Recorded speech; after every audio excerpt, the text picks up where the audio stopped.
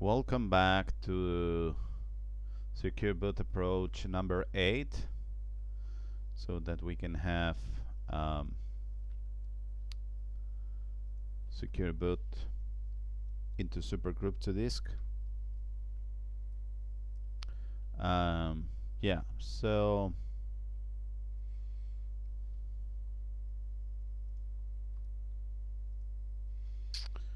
the other day I was trying to build everything after making so many changes, so we had to build the image again, enter on the Docker image, then run this build command so that we can make an official release step by step.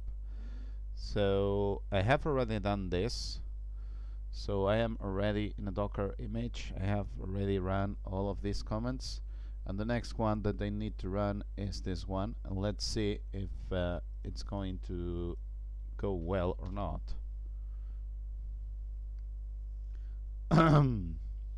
So as you can see, it's building so many types of images, and so what you want to see is if following error messages, if we manage to, cannot create regular file, not choose file or directory.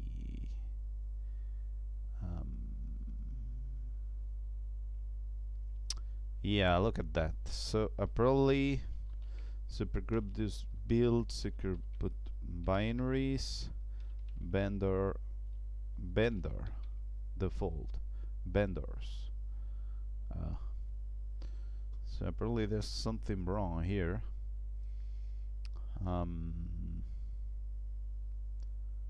Vendors.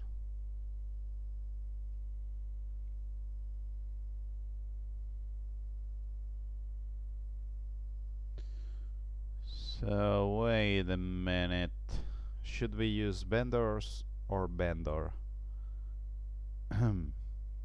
Secure boot binaries dir.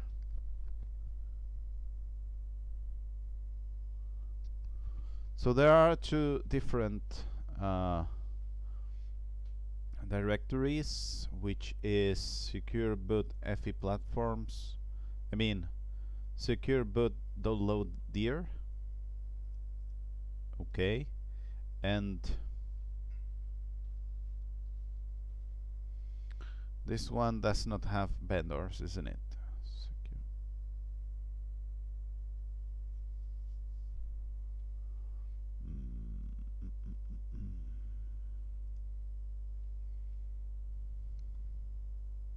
Let me check around here. Secure boot D does not have vendor, because it's whatever vendor is already there. Secure bit binaries, well, we don't care. And yes, so I guess that we can use vendor instead of vendors, and that's it. Doesn't matter too much if it's vendor or not, if you ask me. So let me make how the hell is this name? Commit here. So this is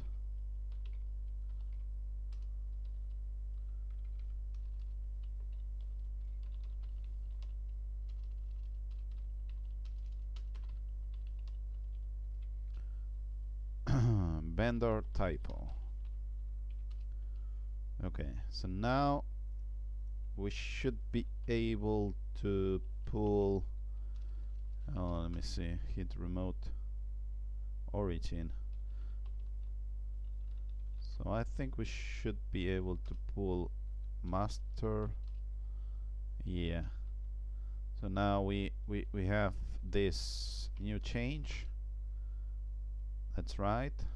That way I don't have to build the image again, and I should be able to run this again, hopefully.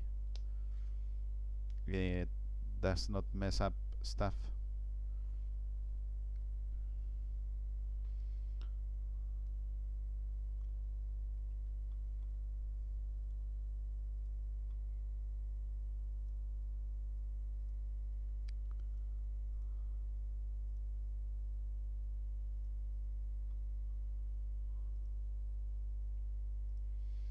Okay, so now, yeah, now we have another problem. Line 196 might be the one about source code. No. Yeah, okay, so what about looking for vendors? Maybe it's easier. I'll look at that. So, yeah, okay.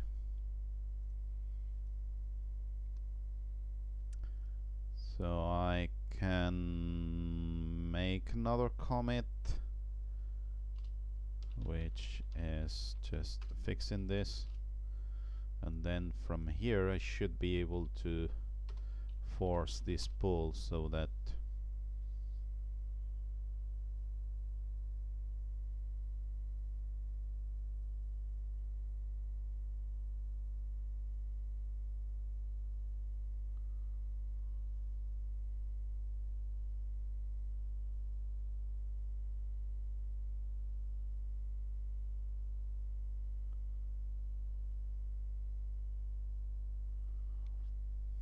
my god, why would you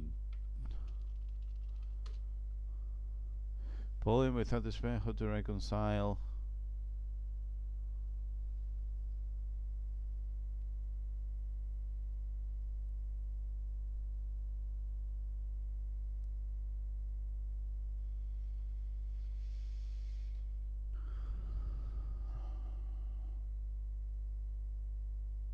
I don't want to tell you who the hell I am. We don't care about this right now. Although, when you do the hit commit, yeah. Okay, let's do another stuff, which is I'm going to remove the current branch. So this is something like hit reset soft, something like that. Not sure if this is the right thing to do.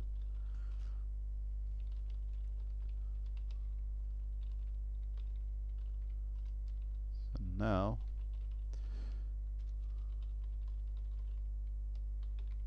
should be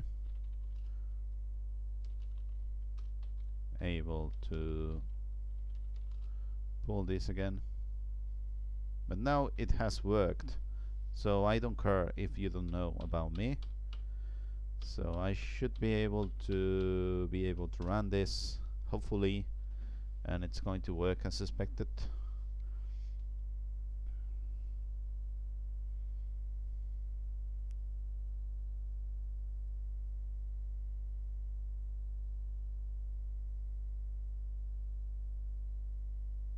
Let's see what we have here.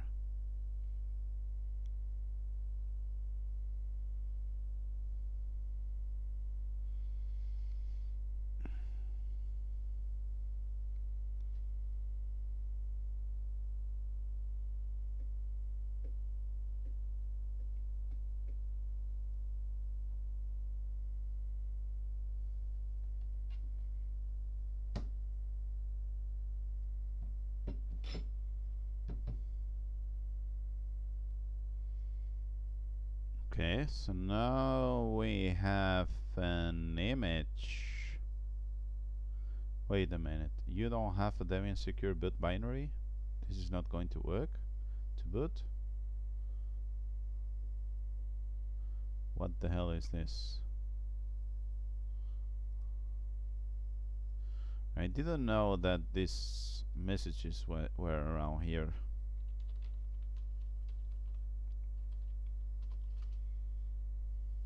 Super Grub MK common. Okay, let me see.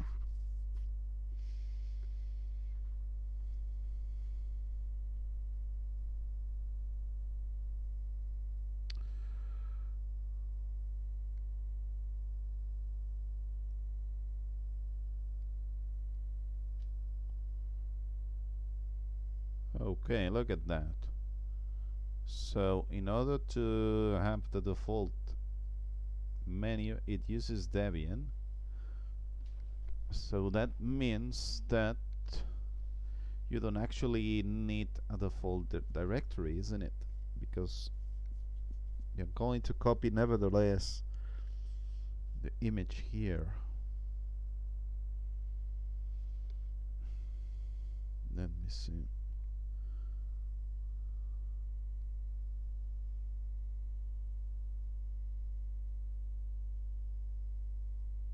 So you probably want to work with Debian as a directory and that's it, isn't it? Because otherwise, because the only place where there is a default directory is on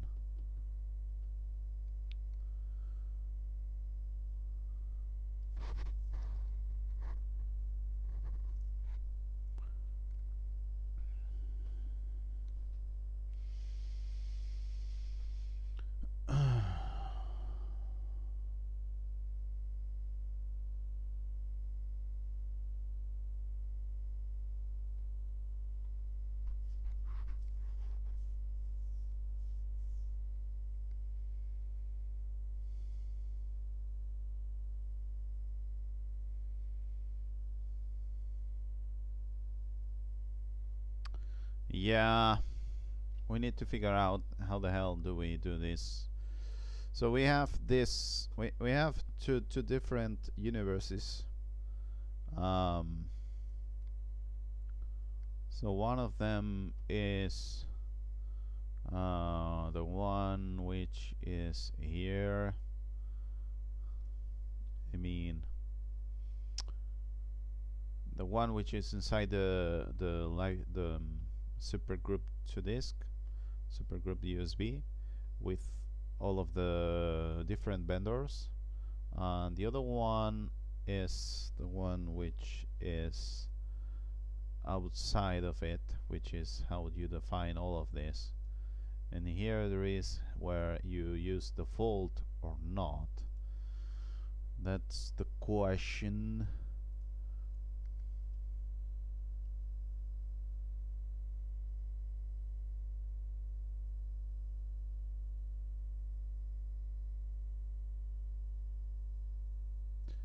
Yeah, so the default is going to be copied in the removable path, and yeah, so the question is, if you copy this into the removable path, then it's going to copy the file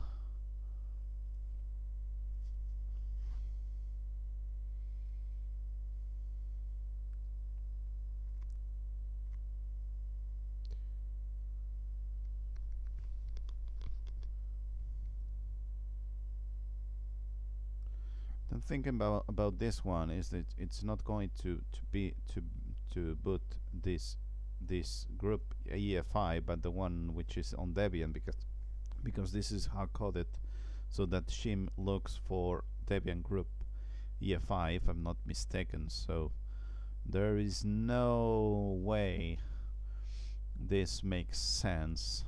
Although, yeah, probably for the future you can have the default so that it has the GTD, so that it's better. But we don't want the GTD so far, because this Debian one should work anyway. So yeah. So the question is, this is going to create the default vendor.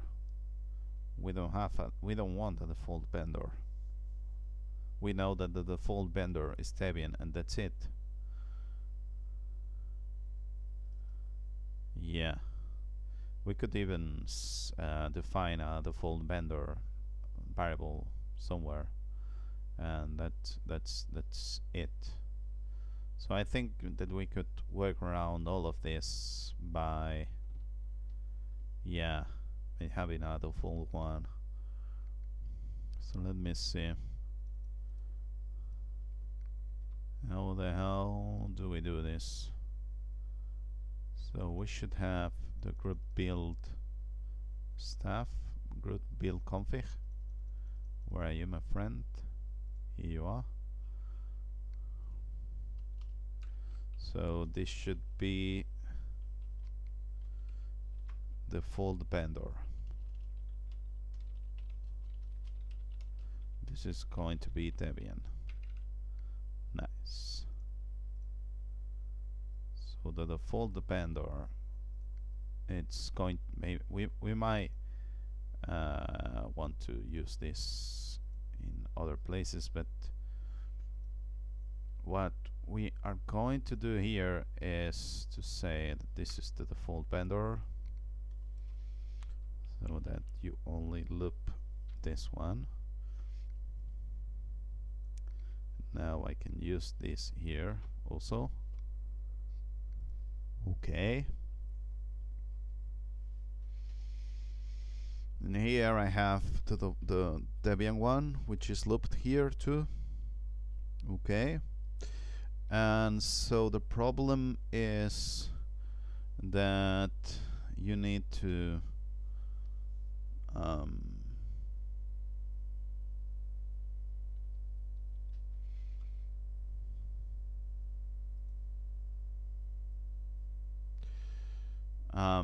you need to have this thing. Wait a moment.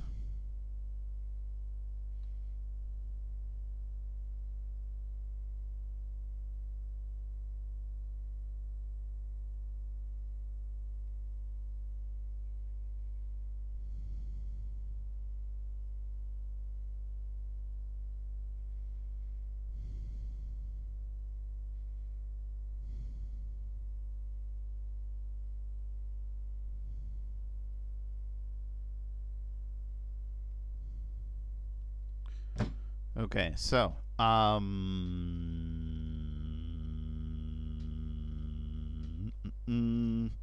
so what I want to do is to change the default script, and I want to copy it into Debian. So yeah, so this is going to be the default one, maybe template one. Okay, and the other one, it's going to be the Debian one, because that's how it makes sense. This is the Debian one. Okay, now we should be able to check all of this. So yeah, so the idea is that we remove this file and we add the other file, which is Debian download something. So now we should have a rename. We also should have this stuff about having group build config, and also Super Grub MK common, which should have this Debian stuff. So now the default one, yeah, we don't care. So now we should be able to add new commit.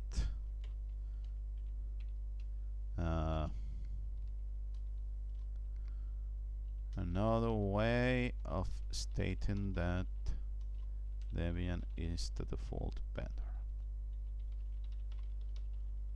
Okay.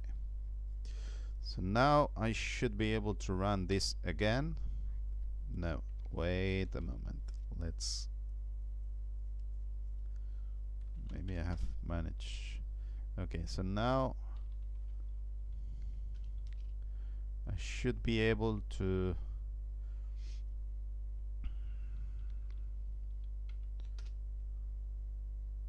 fast forward and run this. Hopefully the secure boot pod is built properly now. That's what we expect to do here.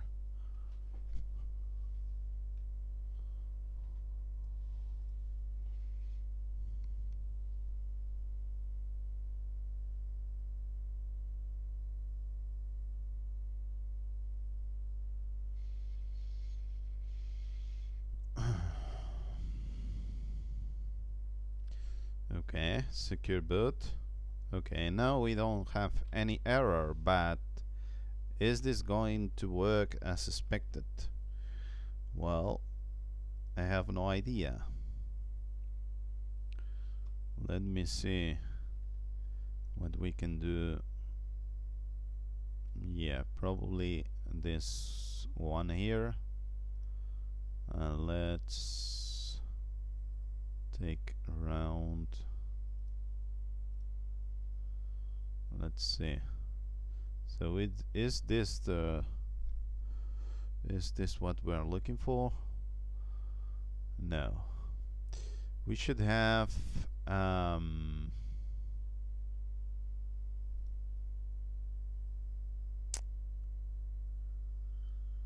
something here.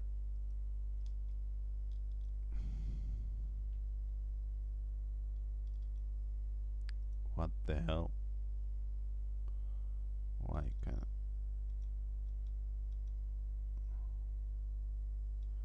What's happening here?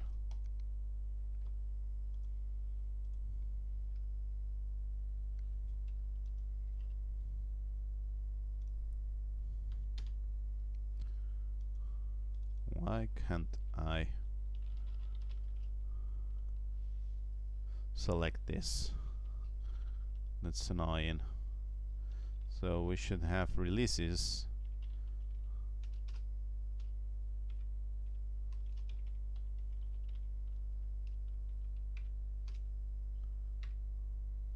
Oh my god. Why the hell is this a problem? Yeah, okay.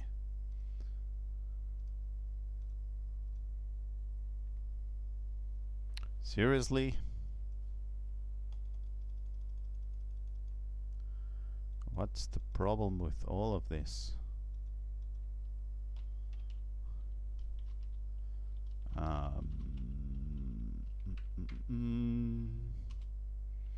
Releases.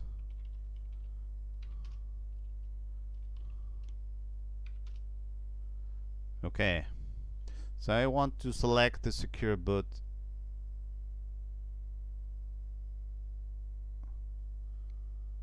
ISO, which it's not here.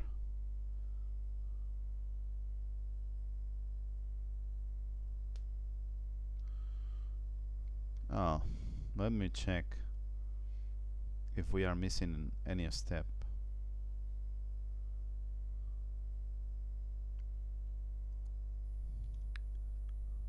So what we want to do here is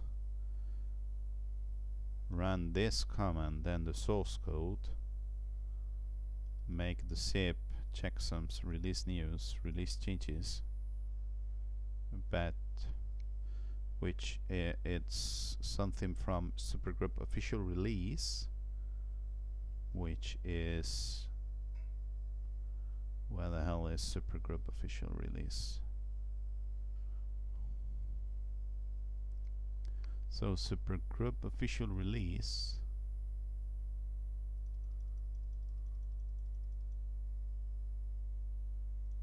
it's here and it has all of this, but if I'm not mistaken, the Meta MK Rescue should have everything to the right place. So why? So this should be building something in a specific place, which is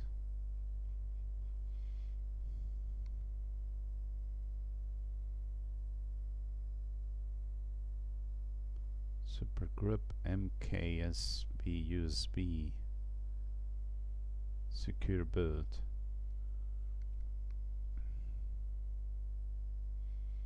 It should be in the same place as the other one, but it's not there. Okay, let me see what the hell is there inside of this. So secure boot.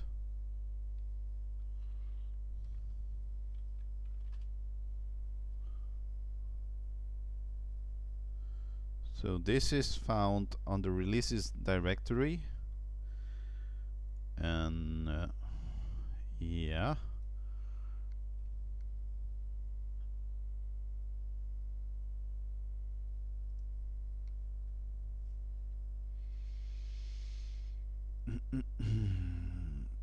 So the question is, do we have this somewhere or not?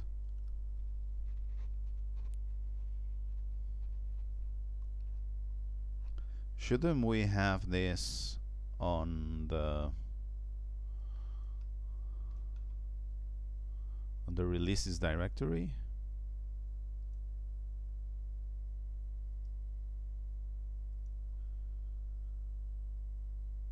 Yes, it's here. Okay, so I might have checked this and I might have been confused. Let me check this again.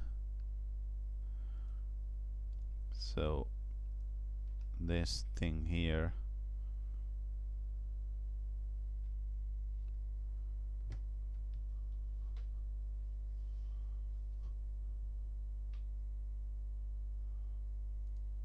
let me refresh.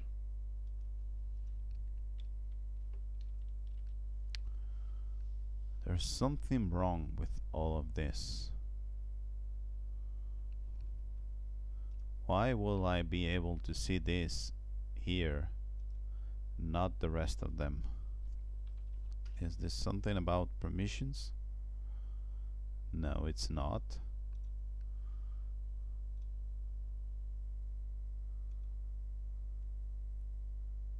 I am using a different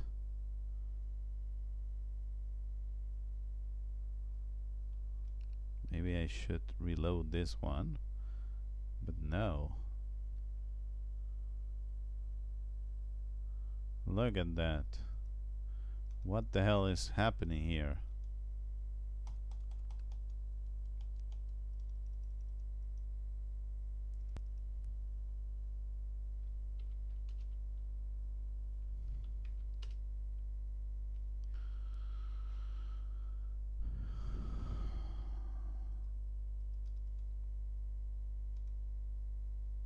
Okay, never mind. I'm going to open this again. Hopefully it makes sense. So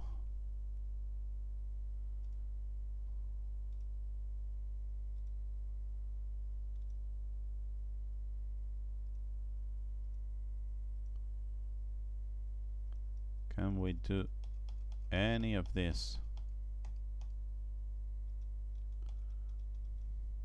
Shall I update this?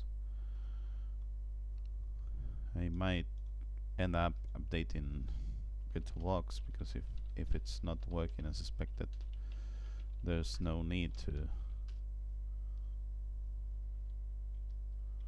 Okay, let me see.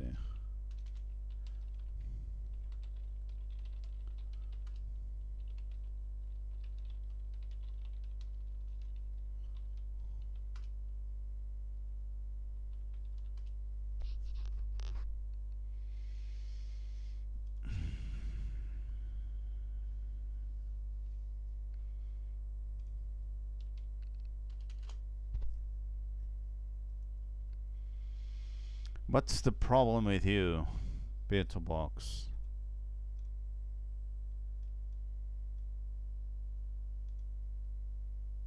It's because of this. You want this one instead? Is that the way of fixing stuff? Okay, let's remove the disk. Hopefully this... Yeah, no, this is not working. I was... Yeah, okay. I mean, I don't mind that this does not work as expected. The problem that I have with all of this is that you know, I cannot see the files that are supposed to be there. So that makes me angry.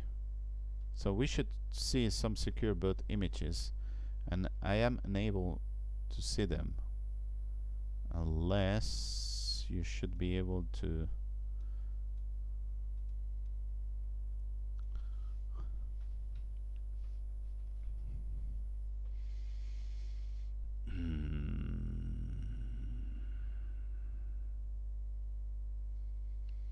What the hell? Why the hell? Why the hell?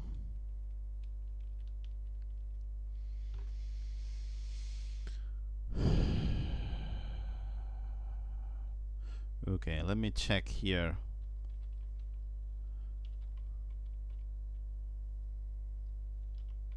Do we have here Super Grub secure boot? Yes, we have them. Oh, wait a moment.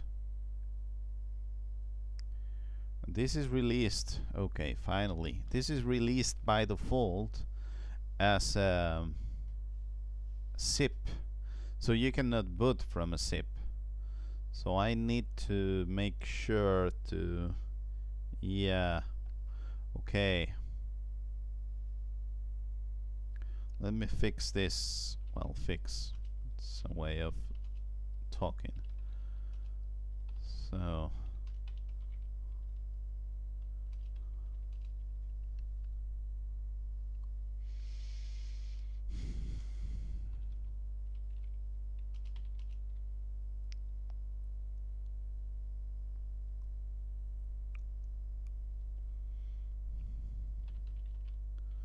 Super Grub2 secure boot zip. I'm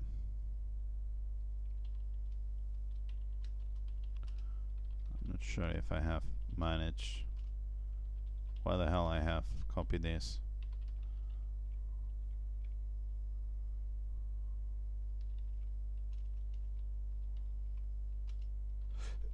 Yeah, okay. No.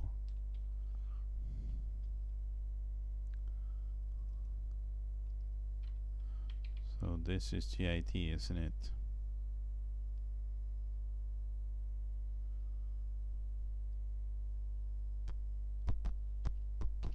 Okay, so now we have this file here, which is a zip, and we can just compress it, and that's it. So this is USB. This is not CD-ROM. This is in USB. So this needs to be used as something else. And I have it here on the repo so that I do not add it here.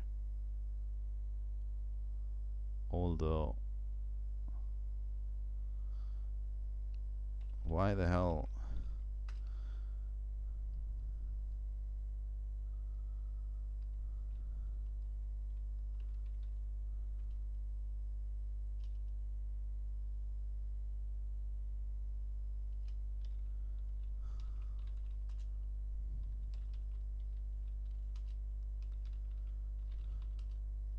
Why the hell it does not detect this file as something to be added? Maybe because it's in this directory and something.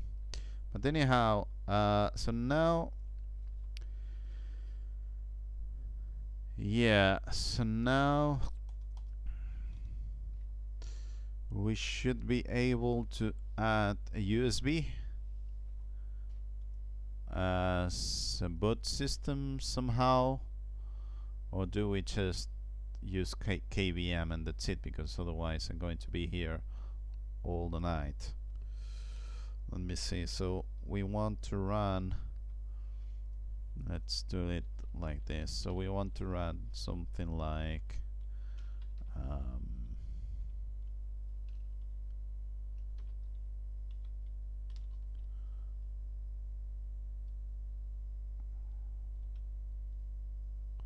this file here. I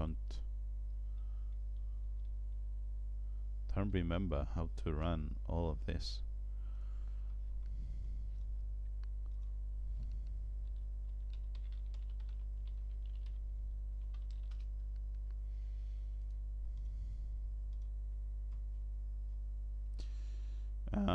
HDA. Okay.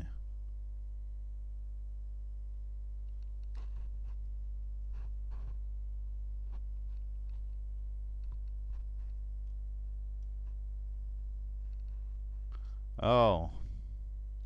Yeah, but I don't want to do that. So you want to do USB device, this thing here. Is this going to work or not? Look at that, KVM does not exist. Let's install this.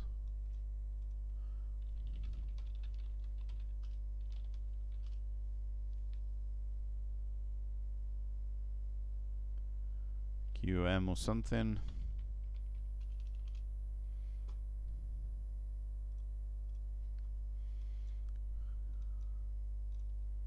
KVM for Ubuntu package.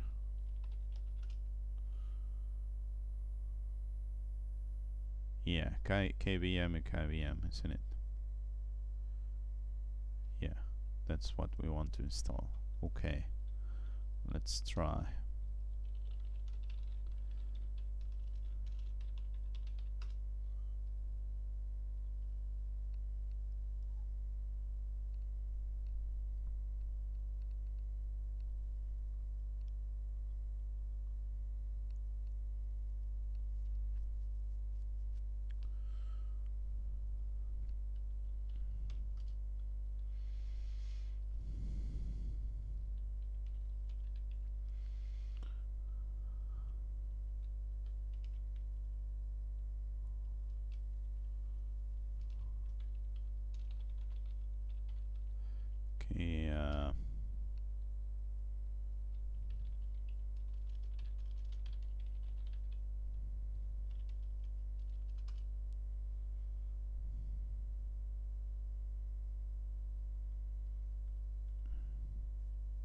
Okay, so QM and KVM.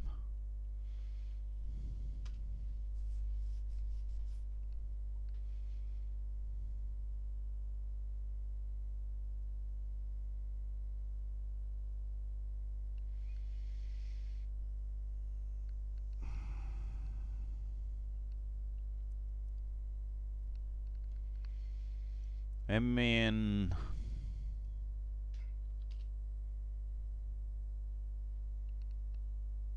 USB device parameters are not supposed to, okay. I mean, what about HDA? Unknown protocol disk. Yeah. Let's do something like that. And this is the way of saying, okay, so this might be DOS, isn't it? How the hell do we know? Yeah, this is DOS because LS mode. Here you have all of the models. Okay, yeah. Yeah, so this is MS-DOS, but we want to test this with EFI.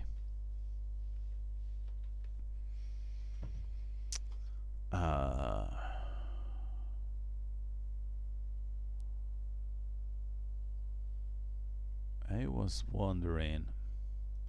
I mean, if I already have a VirtualBox machine, which is UEFI, I mean, I could just use this, and yeah, but this is not CD-ROM because this is not hybrid by design, so we don't want to rename this.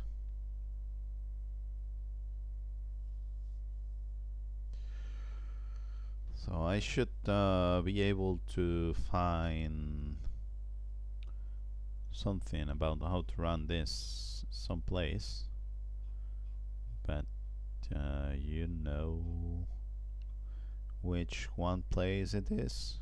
That's the question.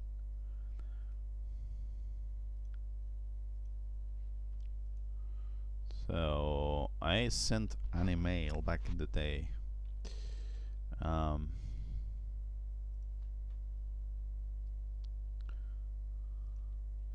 So there's Debian Secure Boot, and I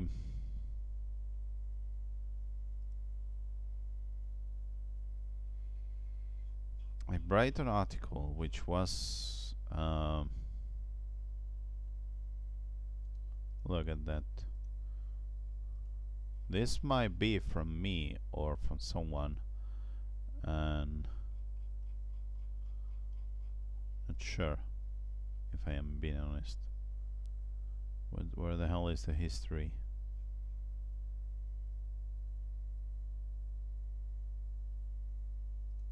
Information?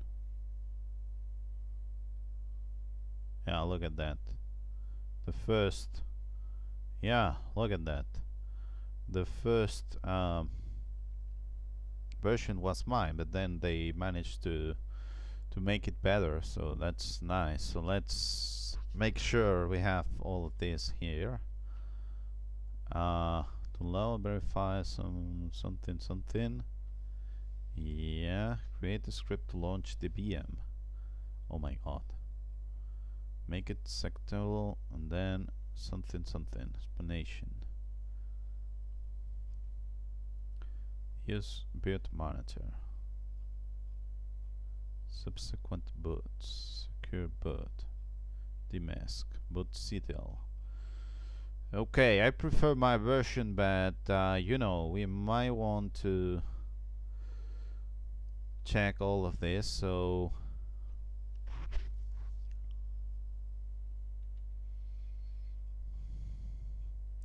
let's try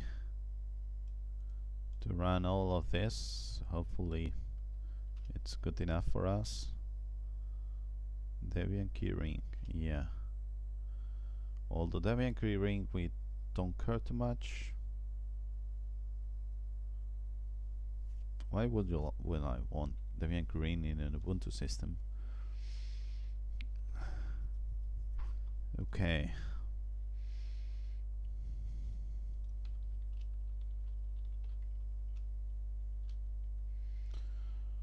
Let's do this. Hopefully it's good enough. What would you have here? Downloads, verify some installation. Yeah, I don't care about this. And this is the script to run.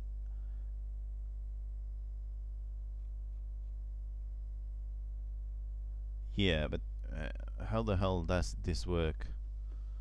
I should be able to specify, okay, machine name is test. If it does not exist, it creates it. Okay, so I don't have to do anything. This is 4 gigabytes. QQ2. There's even a 22 port and so on. Yeah, let's copy and paste everything here. Let's make a file here. What's the name? Start VM. Star BM.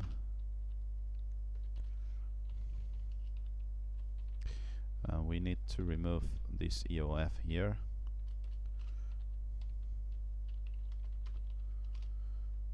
And the way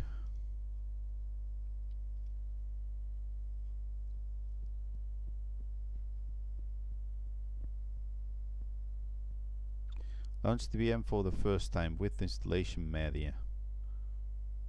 Yeah, but I want a USB. Damn it. So I want a USB.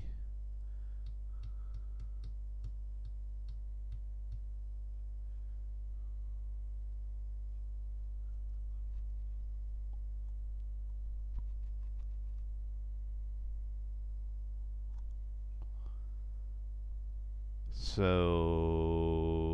KBM USB disk boot. Yeah, but I want something from the last year, not from KBM.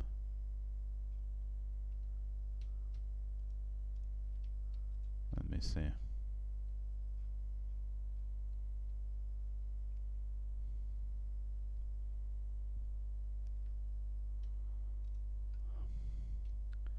KBM USB disk boot.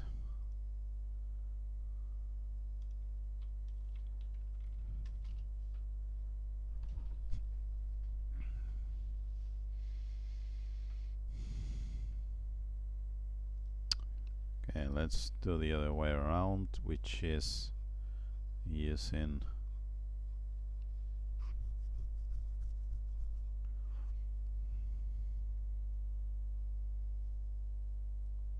not this one here.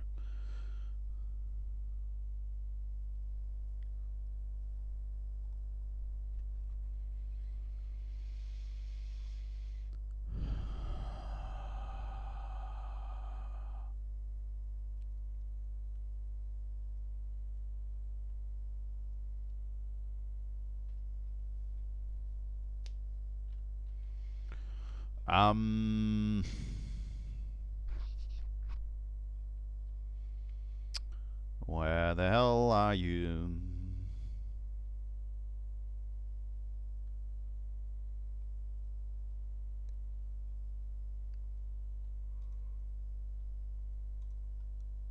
Yeah.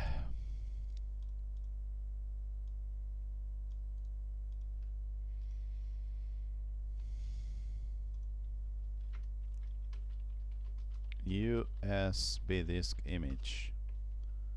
USB emulation. Yeah, but I mean, oh, look at that.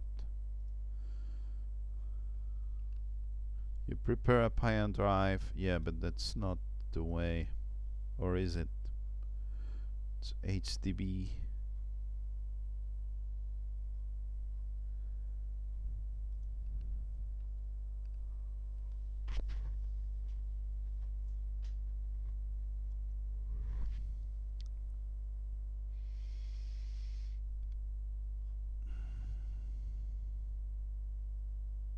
Device USB. Let me see.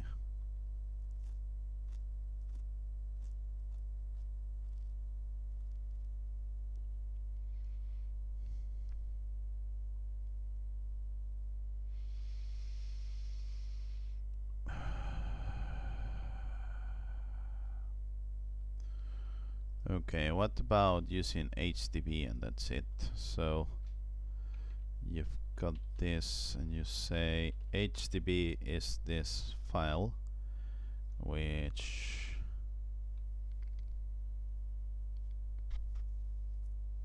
I think I have here. Yeah, so this file is here. Damn it. This was not supposed to happen. Wait a minute. I might still have something somewhere.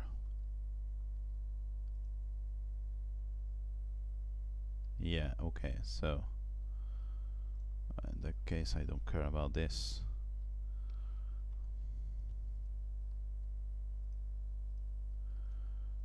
So this is the image. So let me see.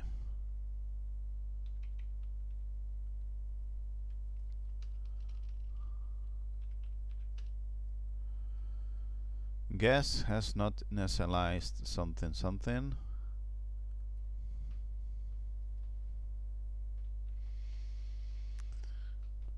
Image format was not specified.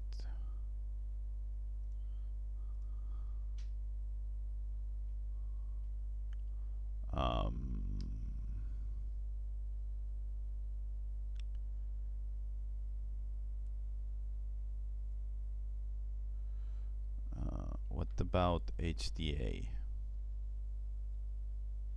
Is it going to be any better?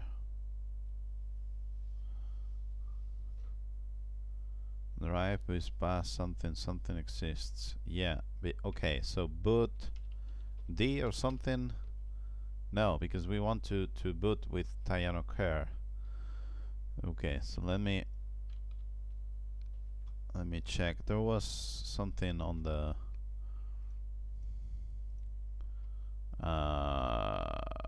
here, boot menu on.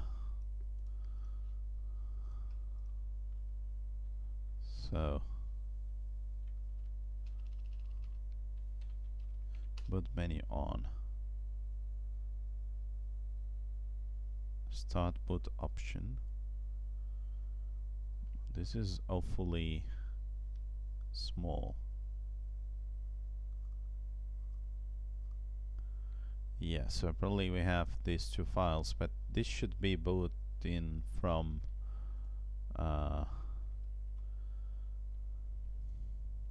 there.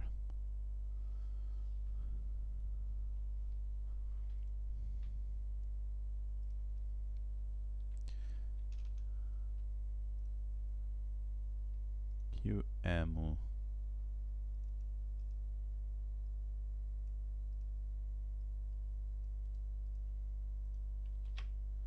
FE boot from USB. How to boot UEFI on QEMU. Okay, maybe this is something similar. So yeah, BO something something. Yeah, but press ask for boot menu before, after. Yeah, but I want a USB. How to boot from USB using this stuff. What about this one? Drive. Shall I edit?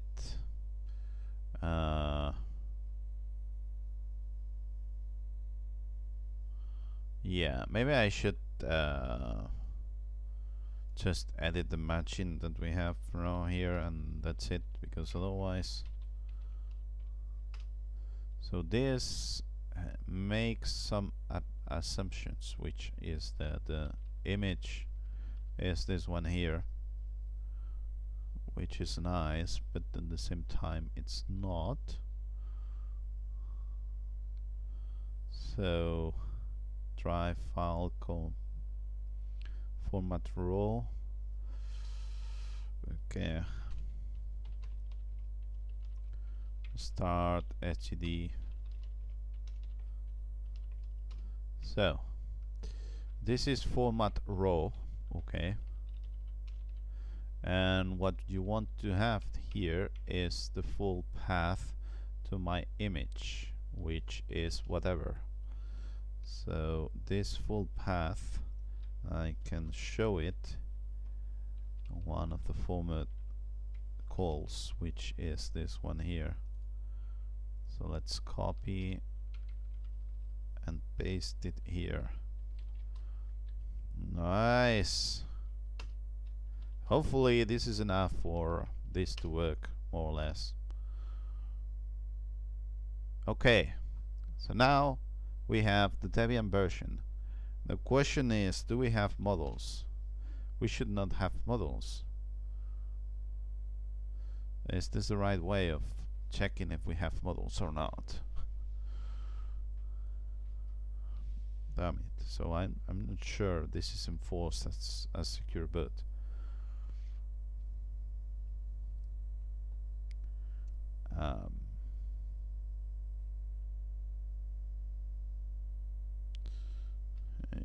Yeah, okay, let me check. How the hell is when you want pager 1? Is that the right thing to do? FE boot, okay. And we have boot group CFG. And I am not sure SB vendor is Debian. That's something that I enforce myself. It's not something from secure boot itself.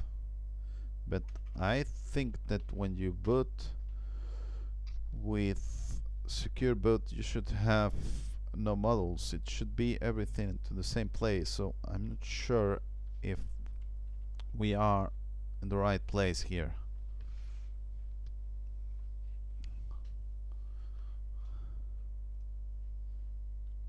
So secure boot group ls mod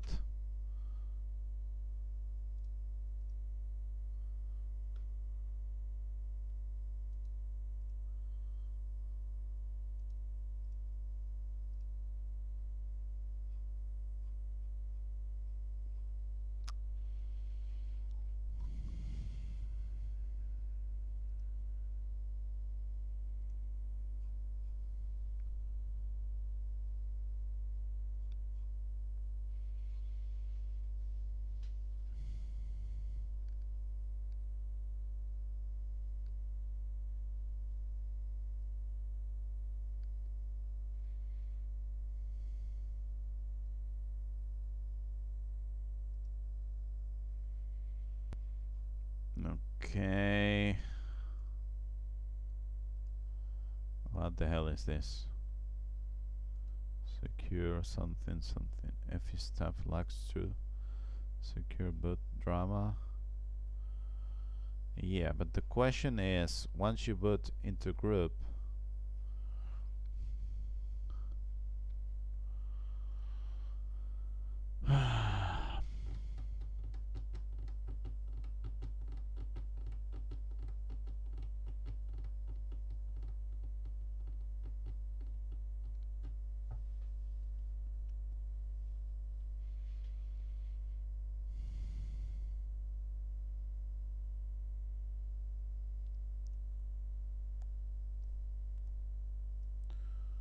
question is that there should be a menu here, and there is no menu. Boot menu on.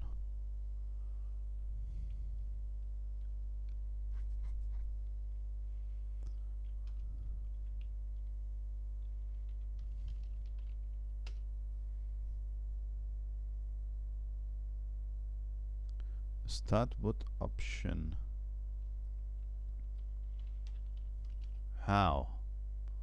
Is this something with F12 or F8?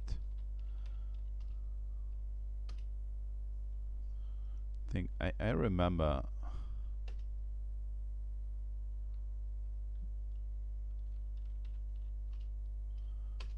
I do not understand.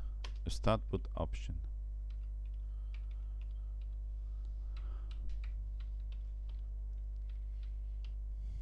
Yeah, I mean, maybe ask. Okay, that's what I wanted to do before.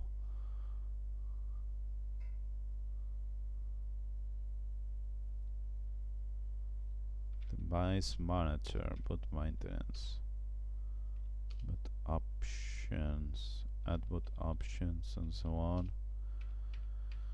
Boot from file. The question is, how the hell do we know that we are working with secure boot enabled? Let's check this page again. Where the hell is this?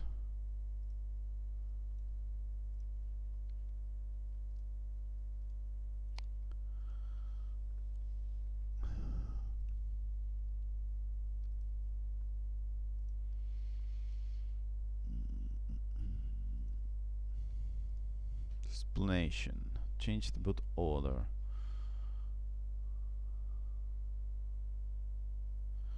Yeah, but you know, Debian.net inst image.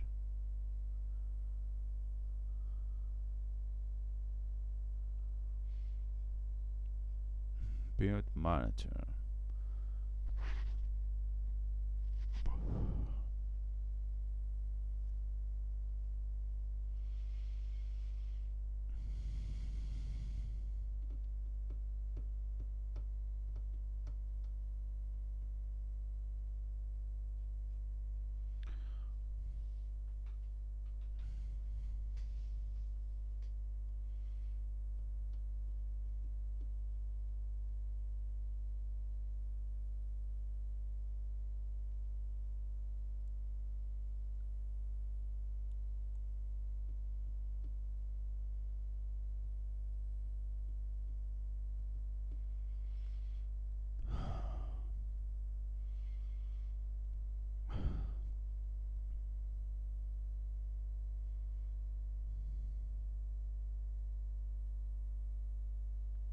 Property secure value on.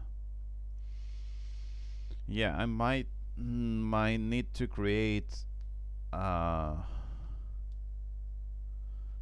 installation so that I can check if this is working as expected. So we have the group. Is there a way of knowing from group CLI if you have booted in secure boot mode?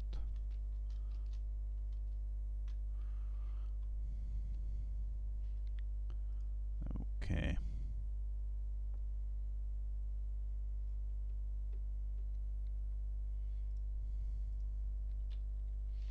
Group CLI secure boot.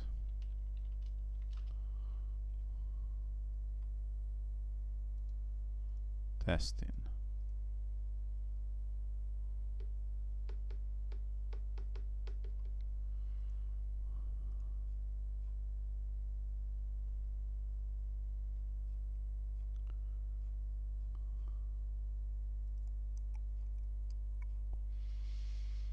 Okay, this is all the stuff.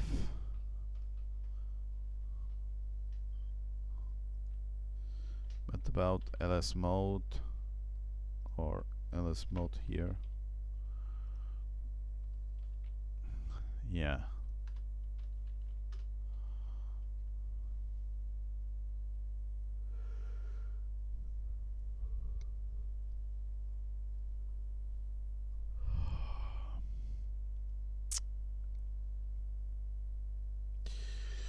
I should be able to put an ICO, something.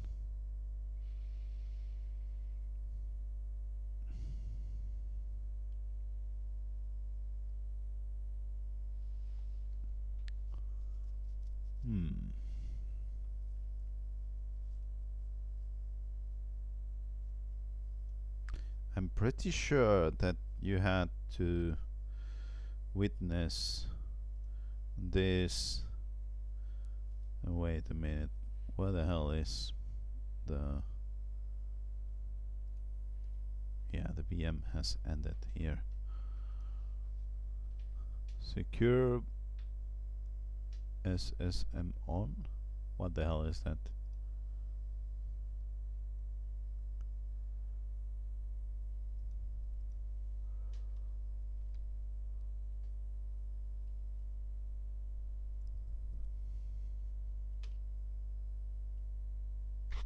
this is just port 555.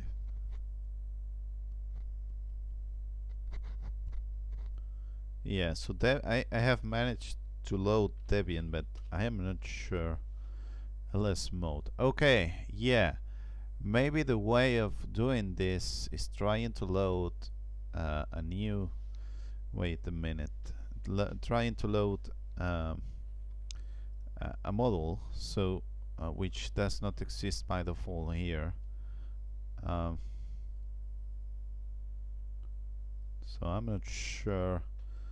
Maybe was it that you were able to get into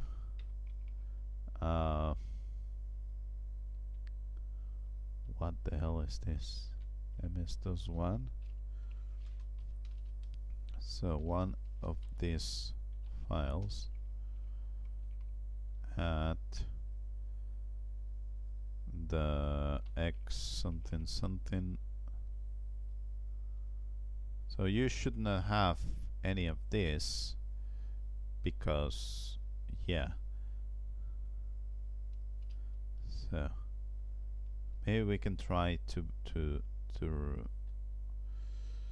how the hell do you load model? That's a good question.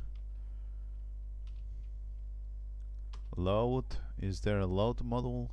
Load BIOS. Insmod, yeah, that's right, insmod. So insmod.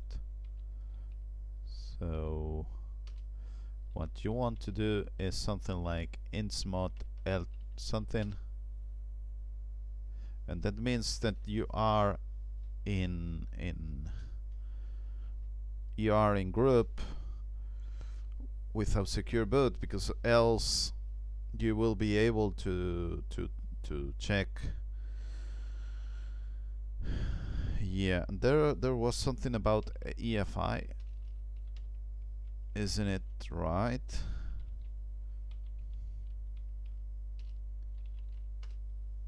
EFI bars or something.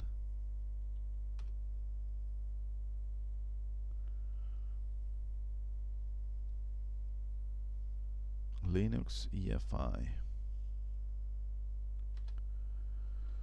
Let me see. Isn't there an EFI bars or something that you can read from here?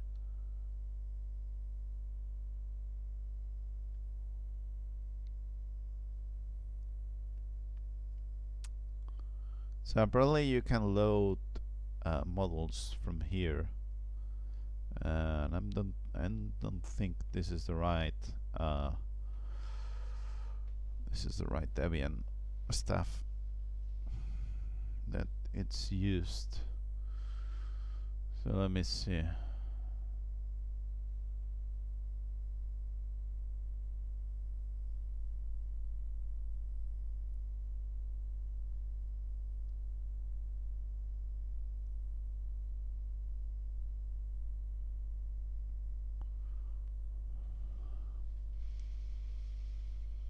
Debian is copied there, there is copied there.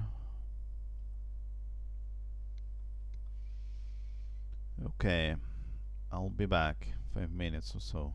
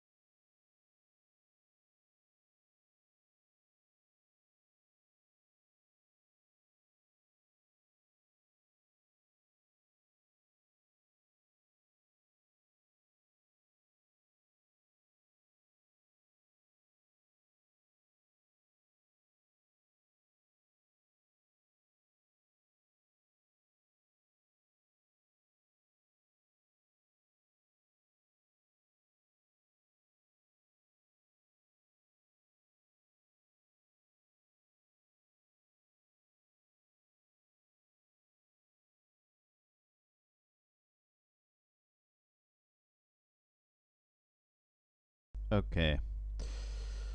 Let's see if we can check this stuff about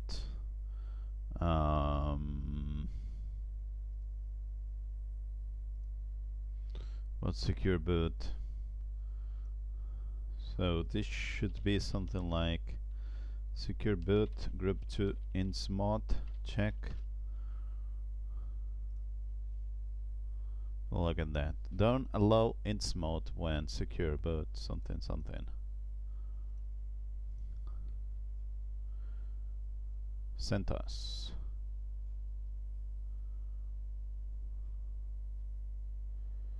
This is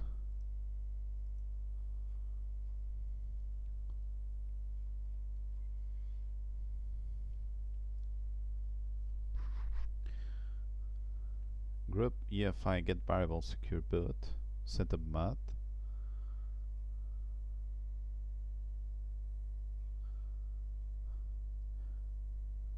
This is an error, but group2 still generate.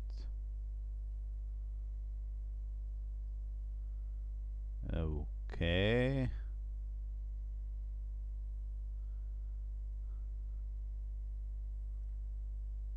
Okay, so apparently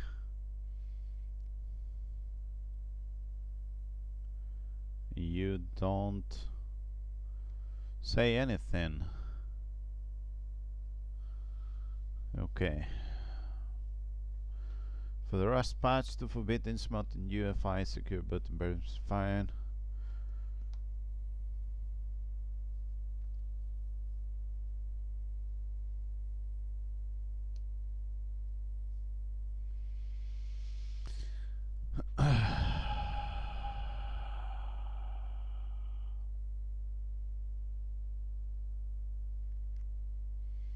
So do you think the Debian group has this same thing, or maybe this is, you know, EFI.c?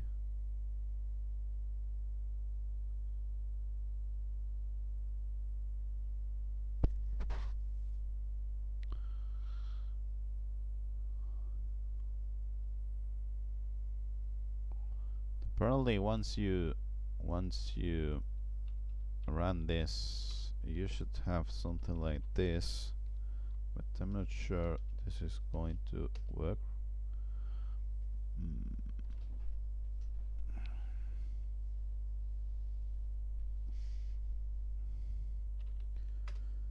We should be able to get some EFI variables. That's what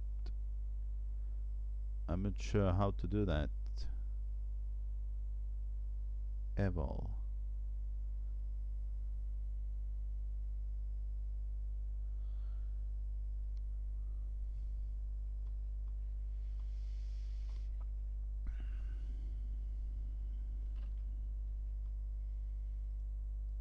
Yeah.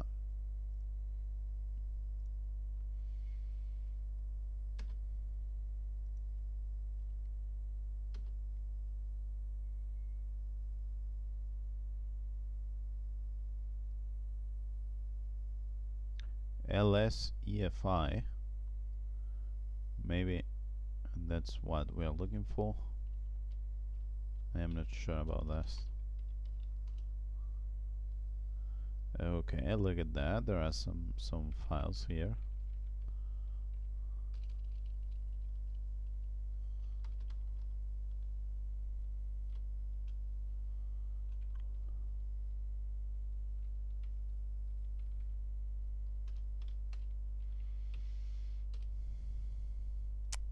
Damn it, now I want it. That's confusing. So ls fei systap mmap. Maybe the mmap is the one that we want here. No, I don't think we want any of this.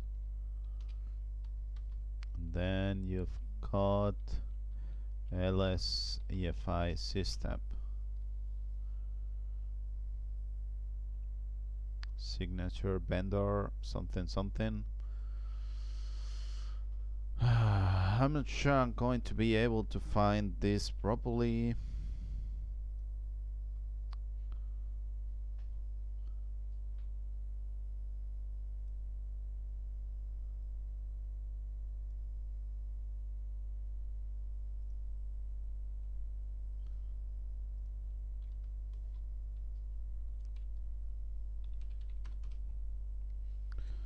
Hopefully someone can help me, but it's not obvious. So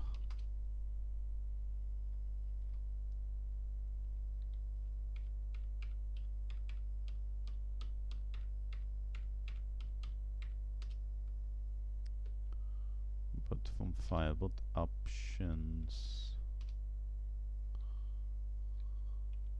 but monitor.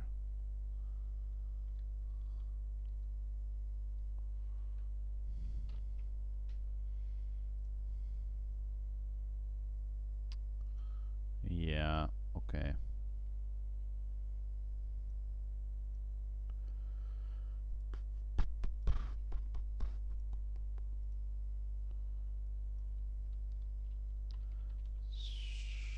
Check secure boot.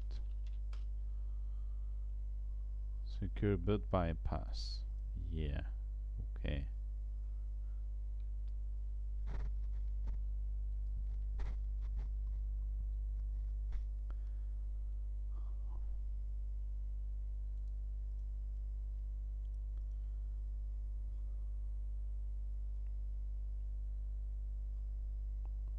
Let me see.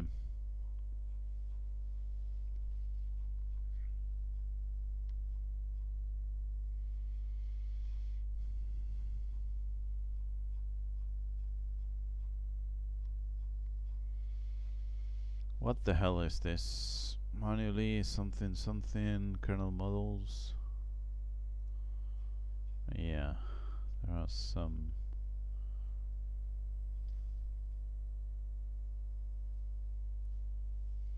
One doesn't something something.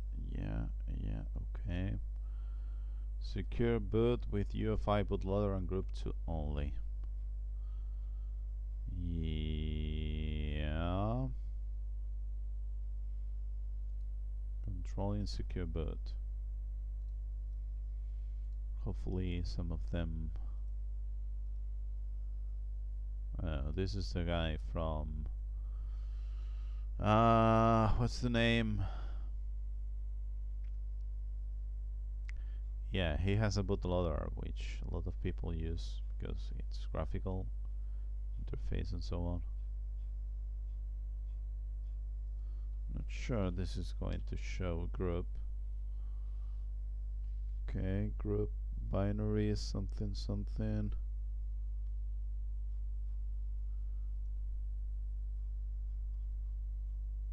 Group.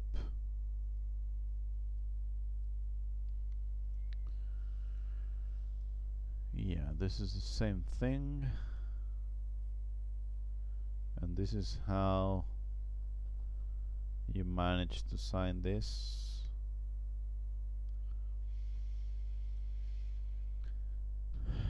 Okay. What are we going to do with all of this?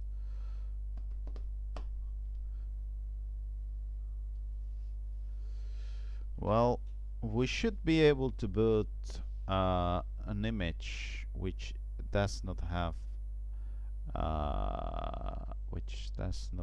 this. So, and this should be CD-ROM. Okay, so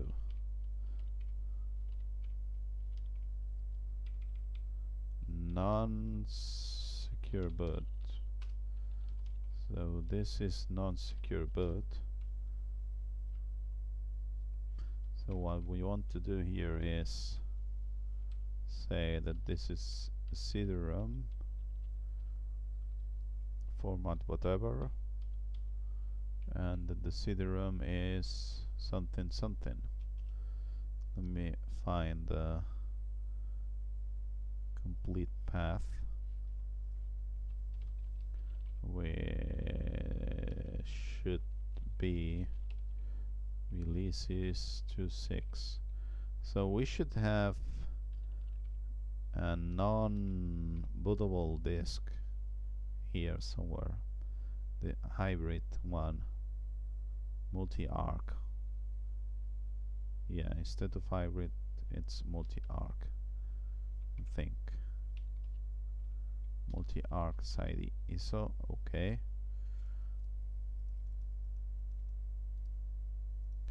So this needs to be after releases.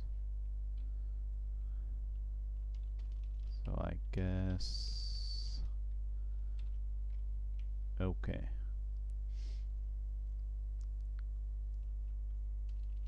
So now we are not dealing with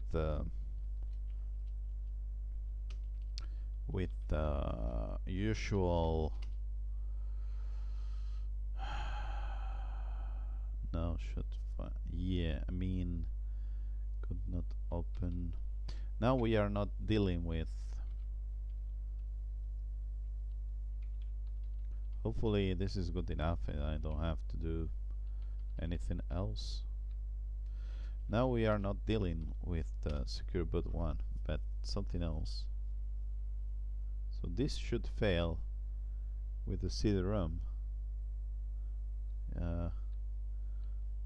Maybe we can reboot this and hopefully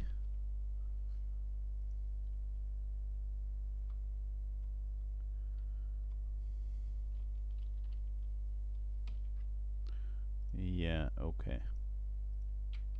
So I should be able to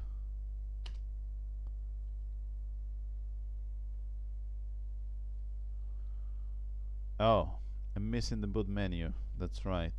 Wait a minute. So that's the right way of doing it.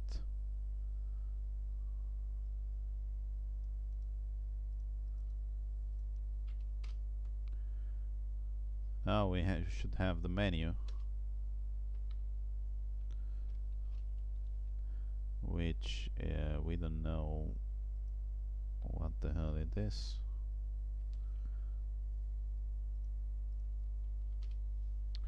It was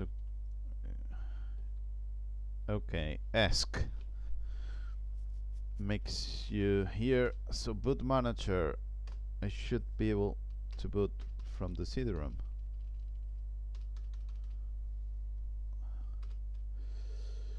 Why does this not work?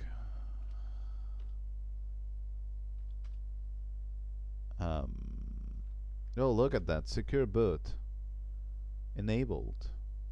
Attempt secure boot. Yeah. Standard mode. Reset secure boot keys. However, I should say that this does not work when I try to boot a CD-ROM, and that's what I'm not sure if I'm able to boot into this. UEFI CD-ROM does not work. So boot maintenance, boot options.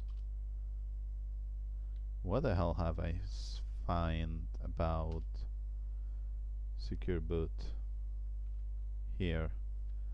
The device manager.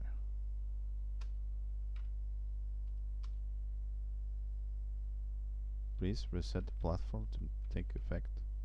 What the hell? No, I don't want to reset this. So now I should be able to press enter to reset.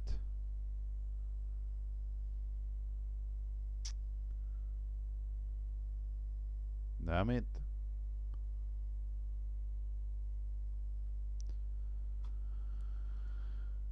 Reset.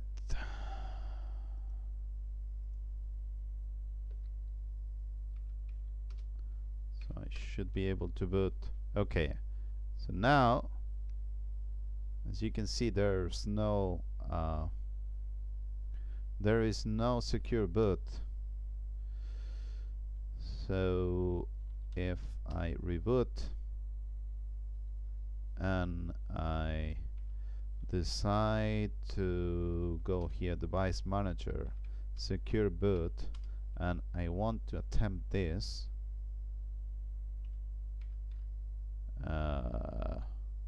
then I try to boot. It's going to tell me press enter to reset.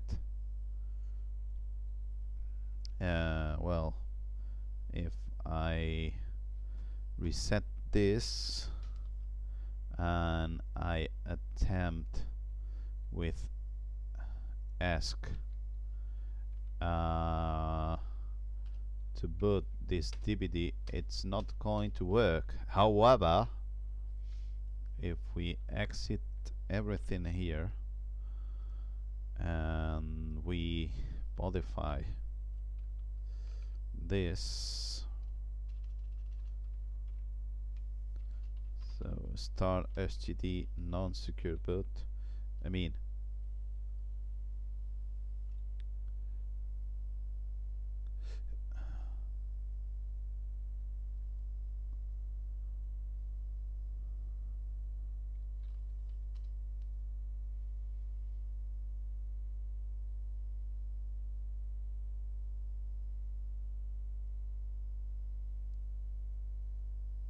yeah, so if you start the other one, which has, if you start this one, it should boot directly into the image.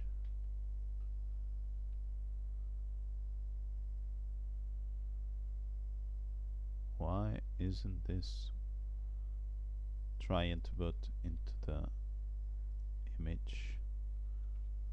Boot manager. So you've got one hard disk. Okay.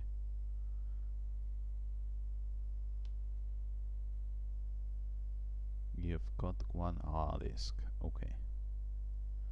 That's it. This is working. Yeah, so I guess that you could say that secure boot is enabled and we are working, but it's quite interesting how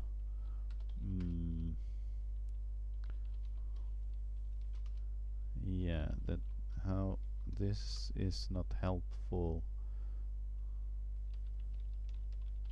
I remember this one, which was not included by default, but now it is apparently.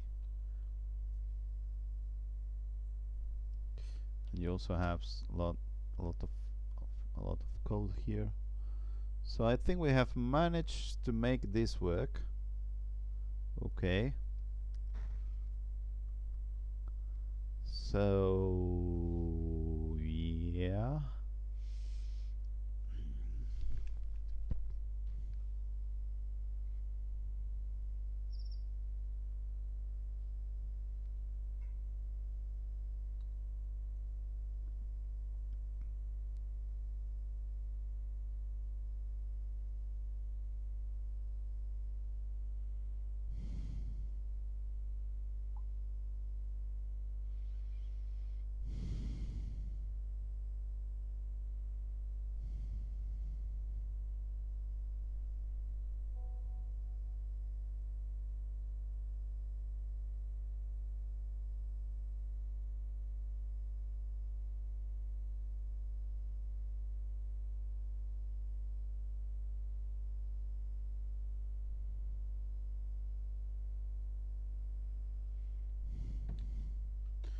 Okay, so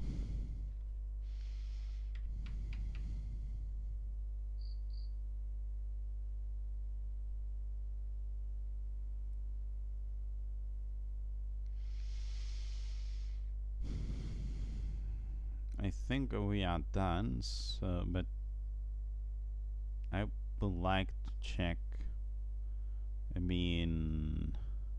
This should be working with, what's the name, with VirtualBox, although VirtualBox it's not very good with all of this. Yeah, that's right. Didn't I have virtual machine somewhere to test everything? Yeah, so I think we have managed to do this. So the question is that we should maybe so this should would as a CD-ROM, no, it's USB. So okay, let me see.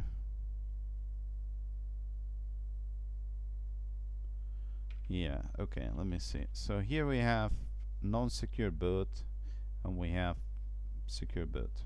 Okay.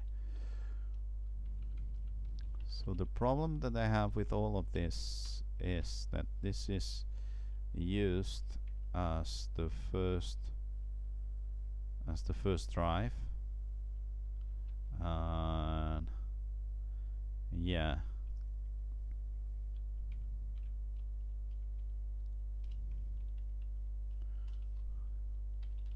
so the main image is going to be don't know, big disk dot qcode2, something like that. Big, yeah. And so what you have here is something like the first file needs to be main image, and this is format QQ2. Okay, so now if I run this image with this put menu on,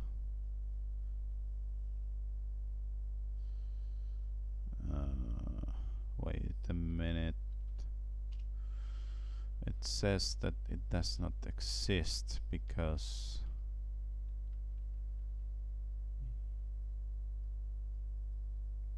oh, look at that. If the image does not exist, it's great, is it? So I want this. Yeah, so I want this main image to be created. 8 staff. Yeah, probably we might be able to build this. So what we want to do is to test Ubuntu and Debian into the same place. So you are not able to open big disk, not yet. Why is that? Oh, damn it. I think I have just overwritten this image, this multi-arc image. So I think that the multi-arch image, which is here,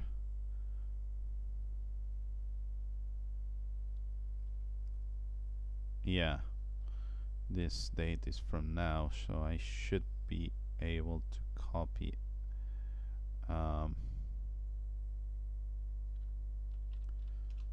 okay, let me see.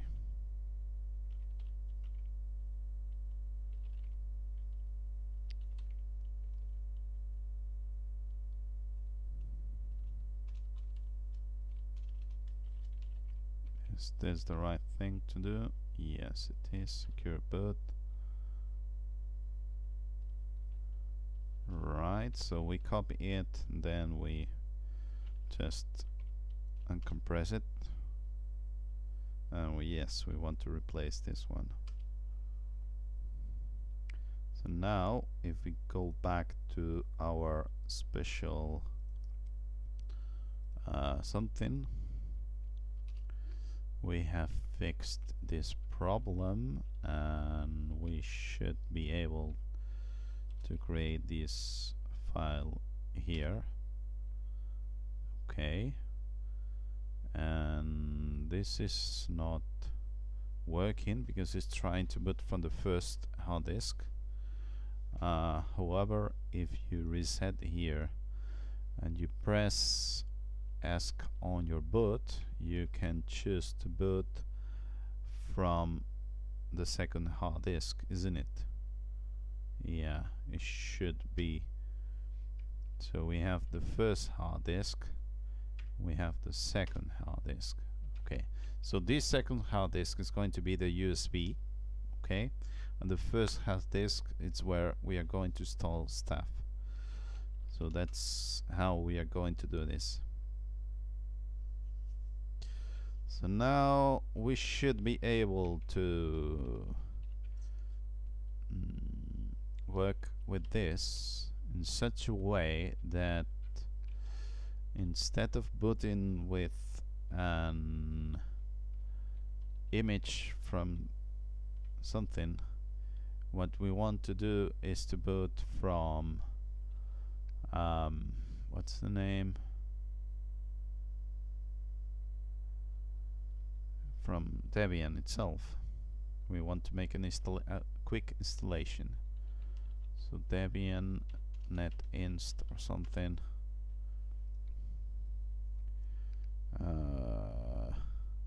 This one here.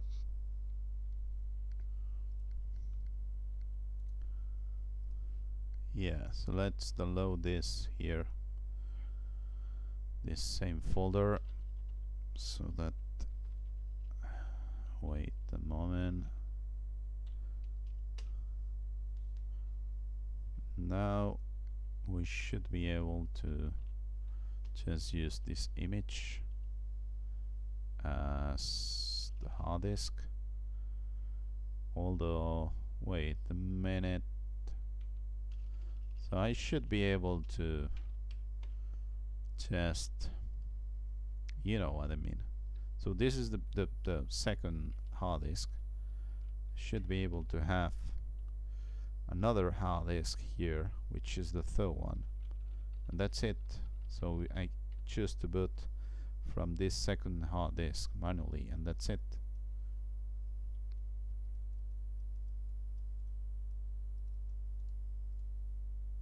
Okay, that's it.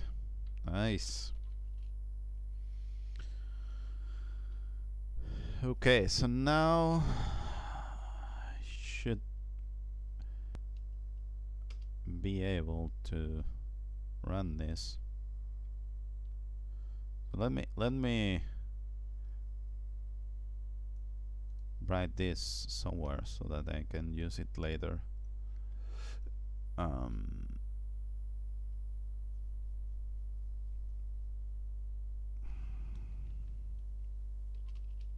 So I want to install Debian and Ubuntu and see what happens with all of this. So now I have managed to boot, and I can boot Super Grub2 Disk, and I can boot Debian. Graphical install. Why do I want a simple installation here? Hopefully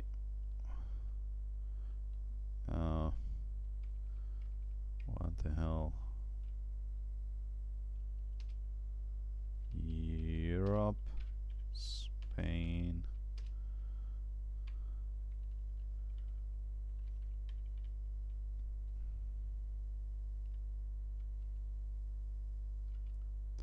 why would you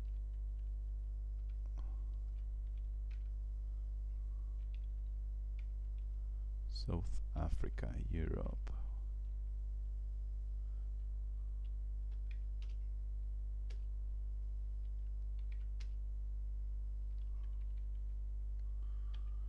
Why would you have this as a default?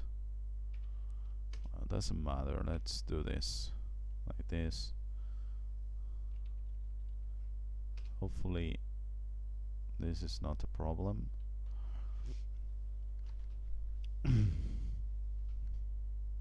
I'm not sure if we have No. No device. Manually. No. Installation.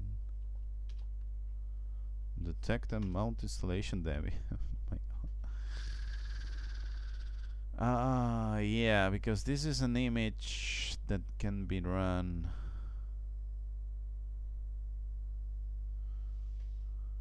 Yeah, I should just use the CD-ROM and that's it, because otherwise this is not going to be properly done. So we want this to be CD-ROM and that's it. Hopefully this is good enough.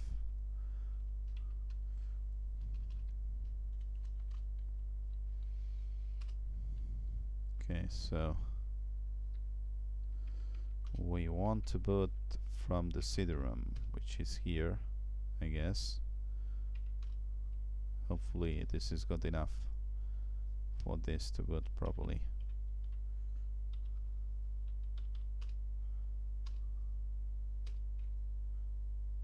Ah, look at that.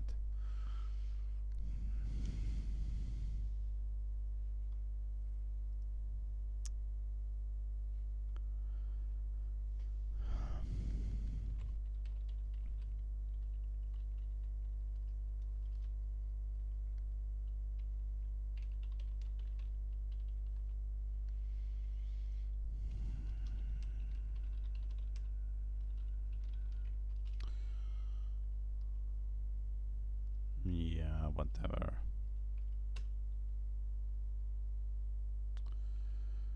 I mean, what the hell is this? Root. We don't want root. And this is Rescatax. And okay, let's make an easy to guess.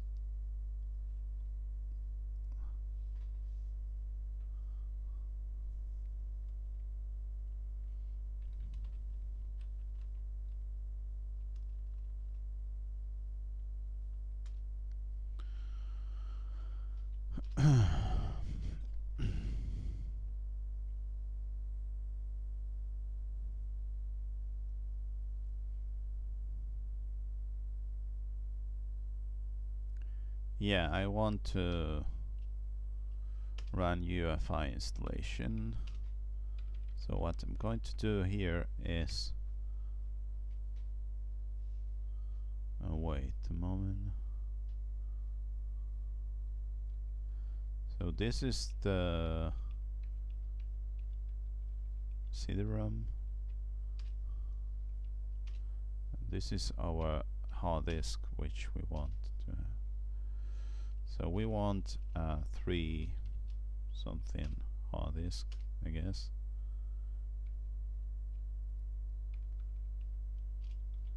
Debian. Yeah, and that's it. We don't want any swap, any nothing. We are okay. Oh. Yeah. So let me fix this. So we want to create 1 mega. How the hell was this? Megabyte EFI. Is that right? Never know if it's 1 megabyte and that's it, or how much it is. This is the rest of it. No, wait a minute. I don't want so much. I just want, 2. We don't want so much for Debian. We just want to be able to boot here and that's it.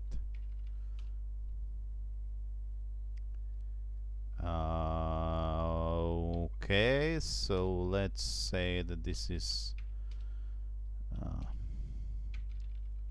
let's assume that this is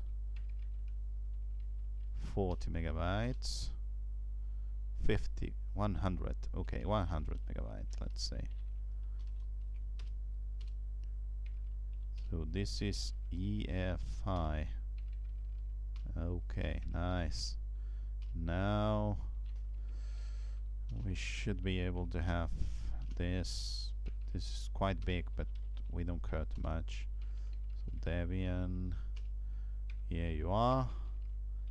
Finally, this.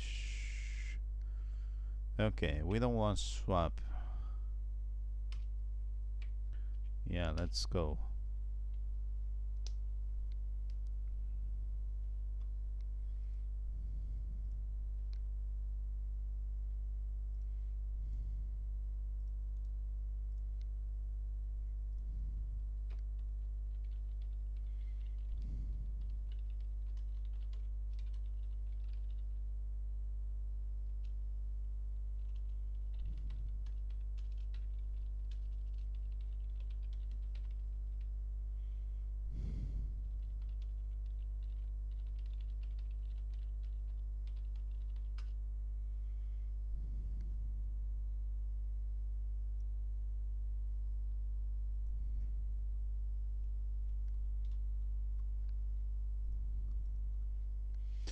Okay, so we are doing something here, I guess. Just making Debian installation so that we can check more stuff inside of the Debian installation. That's nice.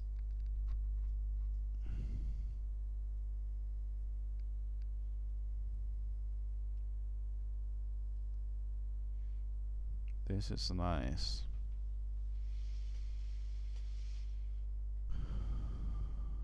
Yeah, okay. No. Yeah. So I'll go back later.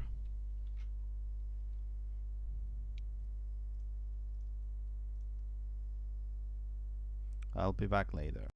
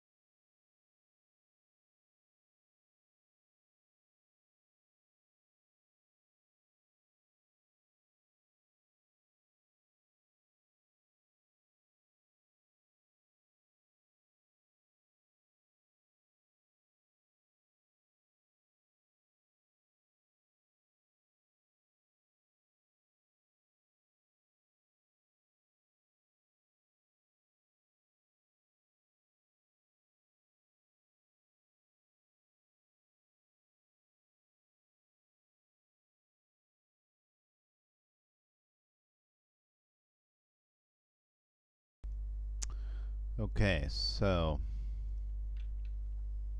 yeah, that's it. We don't want anything more.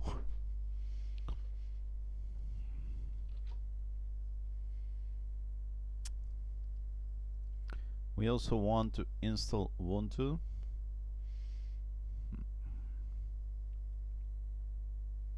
So that this can work.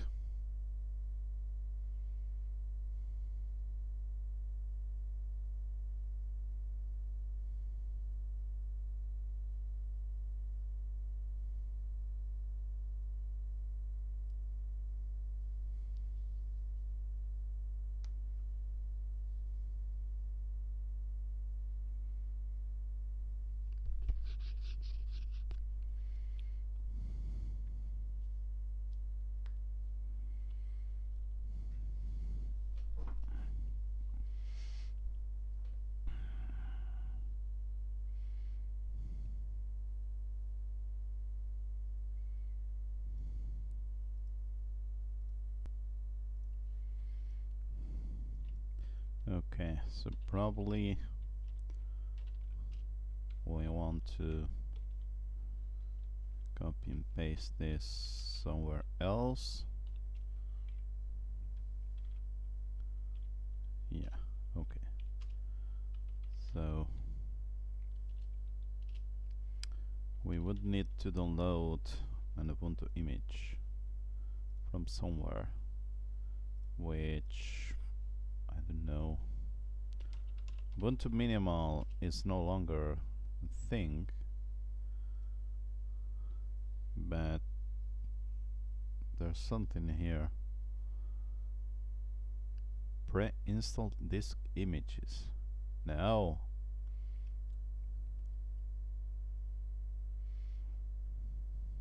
So they have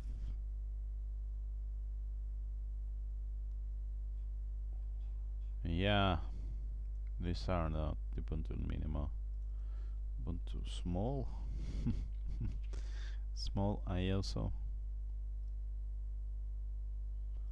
Okay, Flail Ubuntu. Which one is going to be the smallest one? The Ubuntu one.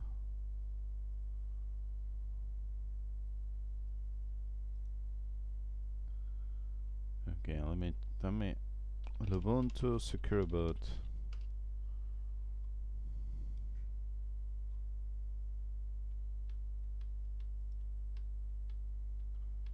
Yeah, the question is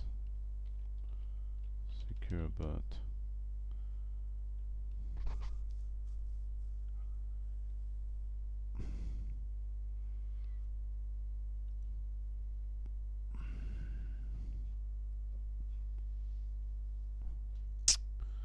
Damn it. Does Ubuntu support Secure Boot?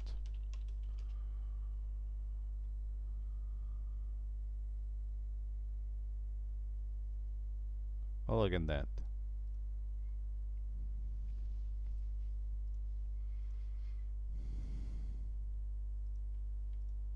Standard Ubuntu Desktop, Ubuntu Server, and official flavors, Ubuntu work with Secure Boot. And this is something official because you've got the link from the Ubuntu site.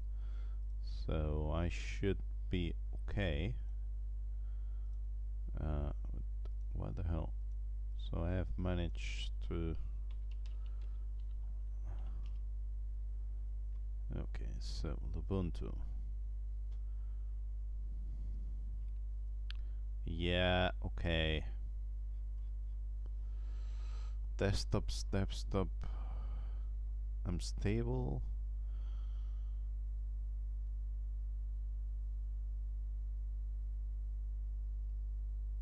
Okay, I think I want this one here. So let's see if we can download this. Hopefully it works.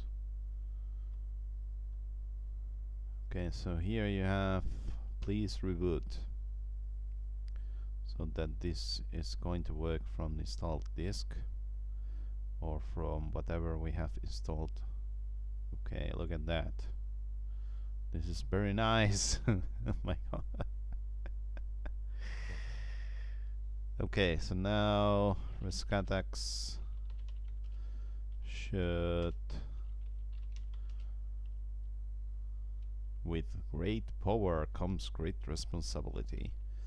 Mock util SB or something like that. How the hell is this? Mock util. Don't know about this. SB state is probably what I'm looking for. Secure boot enabled. Okay, that's nice. So now we know we have to install Ubuntu and check how it is not able to boot into it. But before doing that, we're going to reboot here, press something. Now we should be able to boot from this hard disk, which is the third one, and I should be able to do some stuff around here and say I want to load a kernel directly, and if I want to load a kernel directly, this should not work because wait a moment. Yeah, this should work because we are working with Debian. So let's try. This is working as expected. Okay. Yeah. So let's just turn off the image. Yeah, that's it.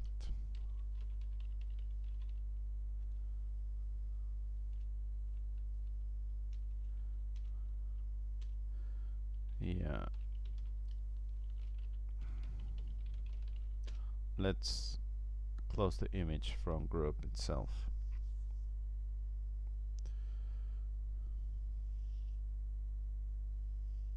Or maybe from another place.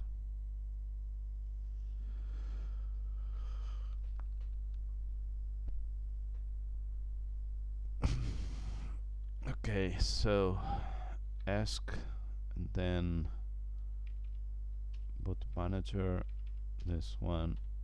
Now should be able to close this. So this is quite big. We don't want so much space to be installed here, but you know, hopefully this is good enough for us to work.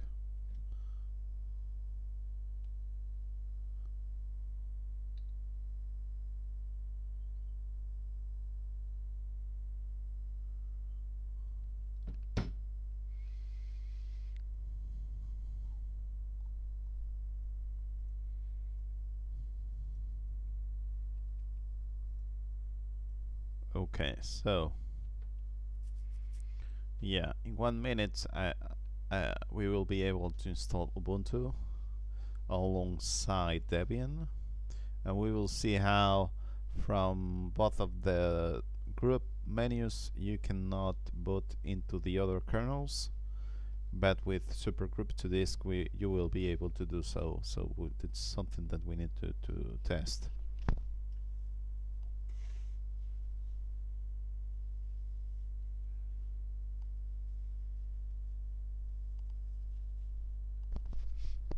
Okay.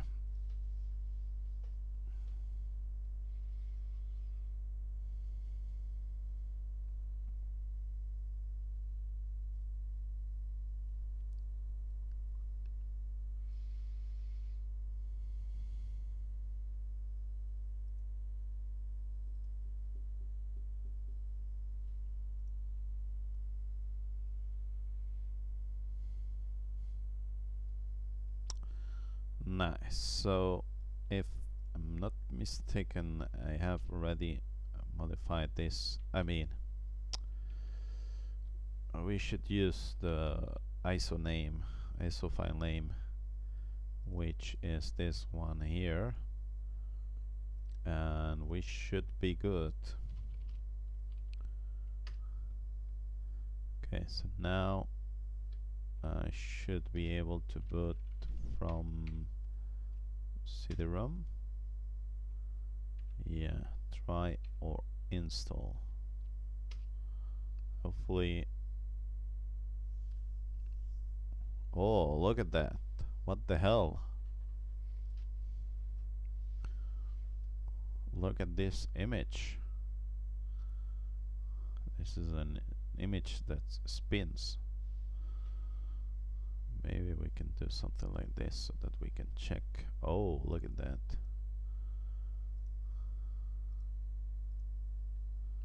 So probably the desktop changes depending on where the hell is the monitor settings. Yeah, look at that, all these resolutions. Okay, so let's install this stuff here. Hopefully I can manage to what's the name,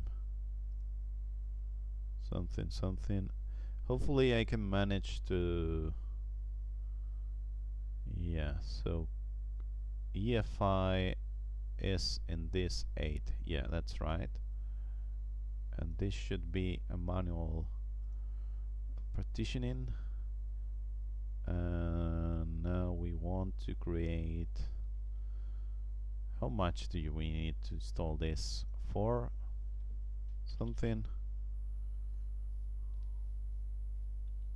That's a good question. The Ubuntu minimal installation size.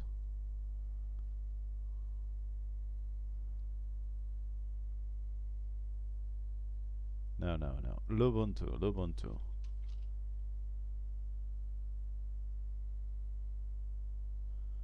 This is not right. 25 gigabytes.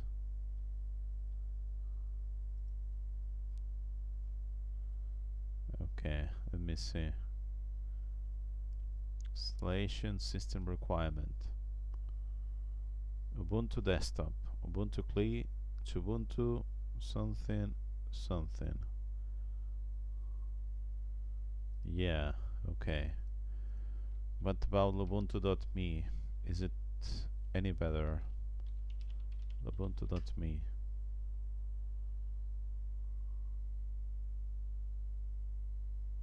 Manual. Hopefully this is good enough.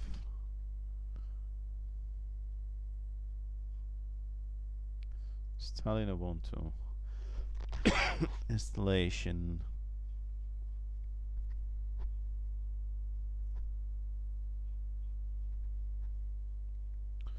Doesn't say how much. Create partition applications. Okay, let's try with 4 something. Hopefully it's not so this is like this, and this is Ubuntu. Let's hope that with 4 gigabytes it's okay, and we might install something else here, or we might add an additional disk, because otherwise I'm not sure about this.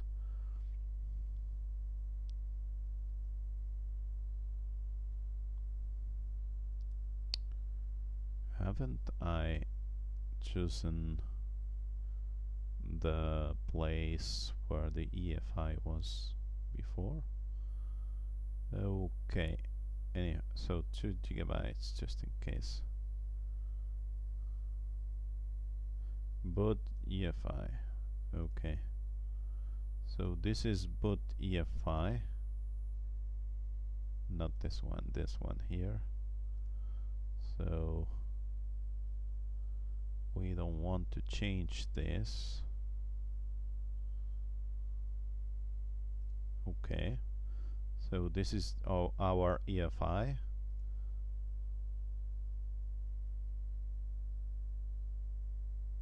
$300.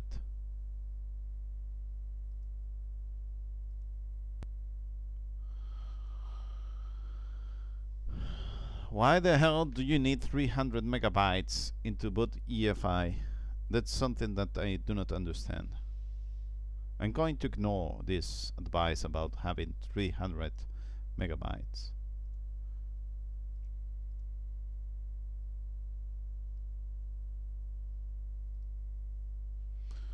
Okay, so let's ignore it.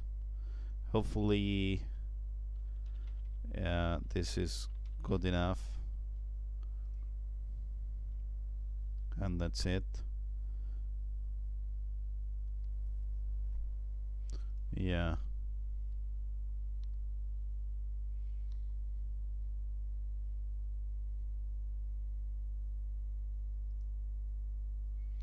Hopefully this is good enough. Oh, look at that. Our sync. What the hell? That's why it has so much stuff then. Exclude FE bars. Progress, something, Calamares. Ah, look at that.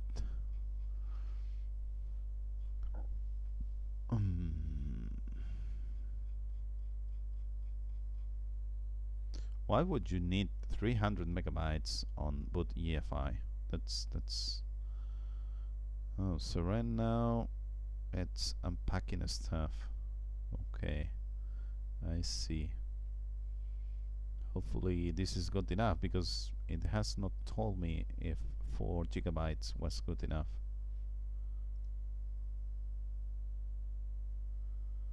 Uh, 10. Wait a minute. Why did you close the installation without asking me what to do? This does not make sense. I wasn't able to find. Yeah, EFI is this one. That's right. So now we want to.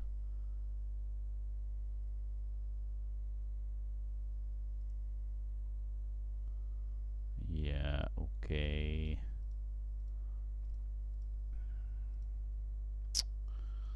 I hate this because no, you want to keep this one, not this one. Wait a minute, you want to keep this one, but this needs to be boot EFI. Okay, and this is, we want to format this the here. Yeah, and that's it. So maybe we want to remove this partition, and we want to create a big one with 6 gigabytes. Hopefully this is good enough, because otherwise this is too big to be true. So let me see. Yeah, 300. I have already said that it's boot EFI, and it's here. Let's see if we manage to.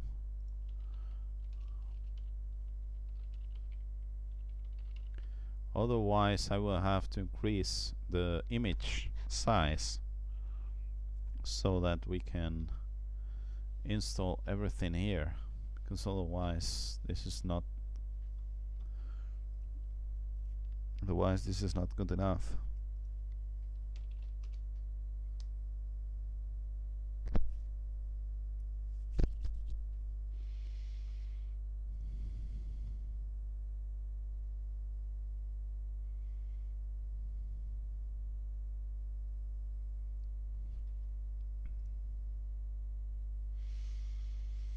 rsync trusted.overlay. Okay, running something.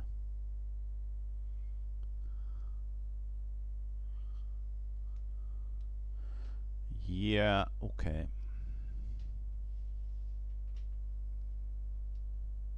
Let's hope this EFI partition is big enough. Otherwise, we will have to repartition everything so that everything it's on the place.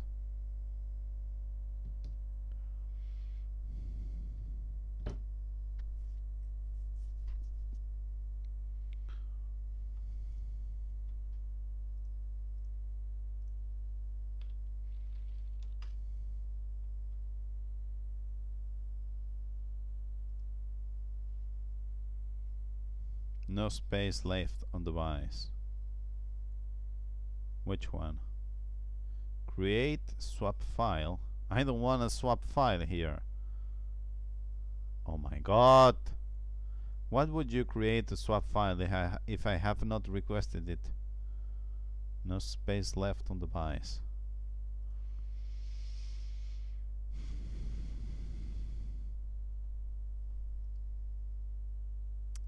I mean, this is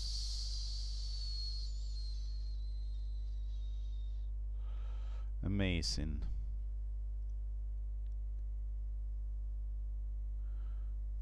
What about Ubuntu server? Maybe we can install from Ubuntu Live server, and it's going to be get Ubuntu server.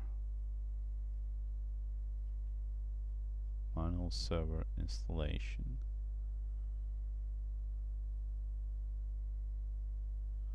This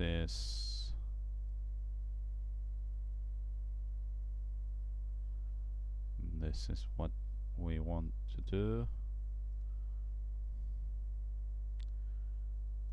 Yeah, hopefully this is better and we can. What the hell has happened here? Okay, you need to press enter so that it stops. So let's download this so that we have a rather normal download from this stuff here, because now it's live server. It's the way that how this is called.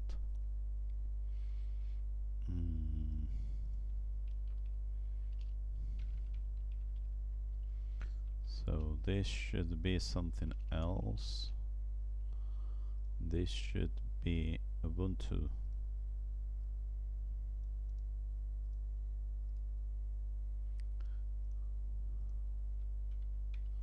Okay, finally.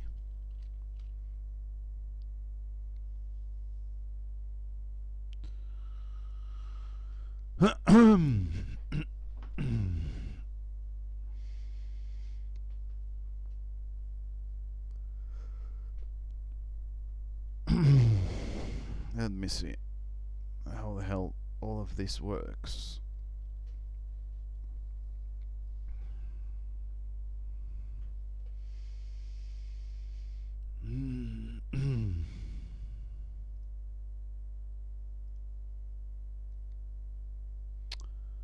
We should be working on the menus, but I'm not sure how to do this. So I think the menus should be something like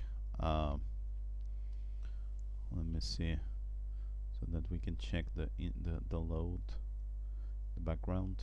Okay, so I think that the menu should be something like change secure boot vendor.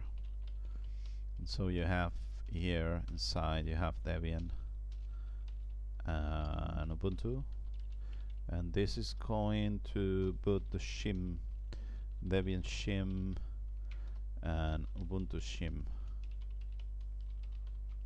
and that's it. so we need the right path in order to get into this, and we also need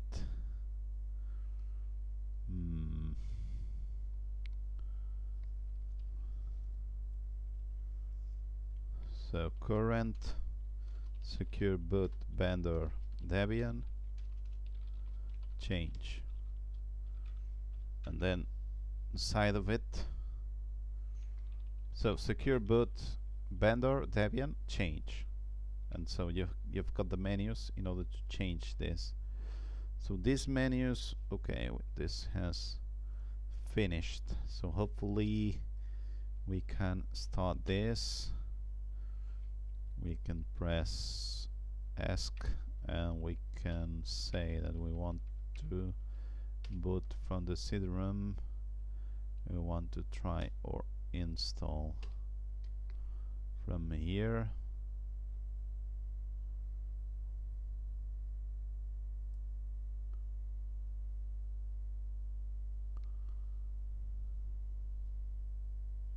Look, this systemd stuff.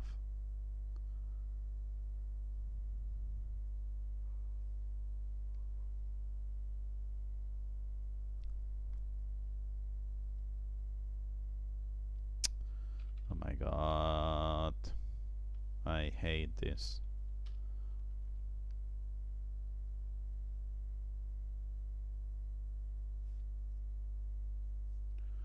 Yeah, I don't care. Let's use Spanish, even if I'm not sure this is the right way.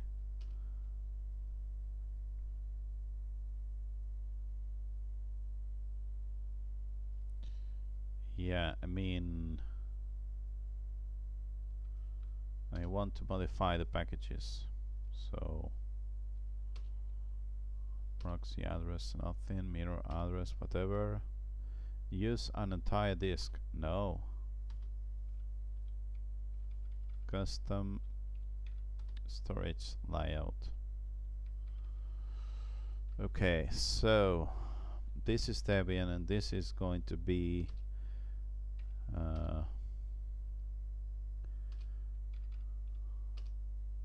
this is going to be our partition. Nice. And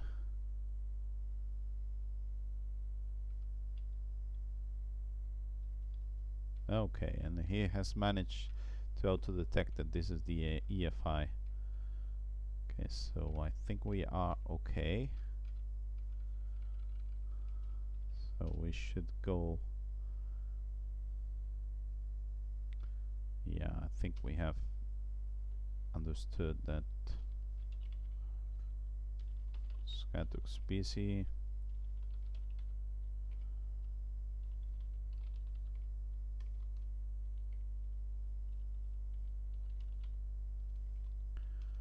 Yeah, okay.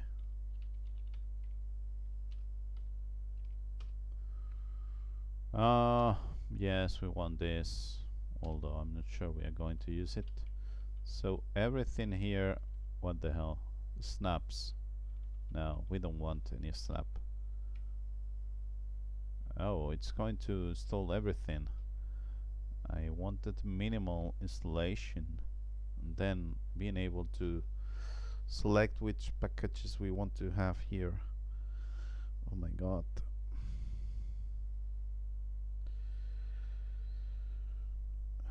This is not quite good.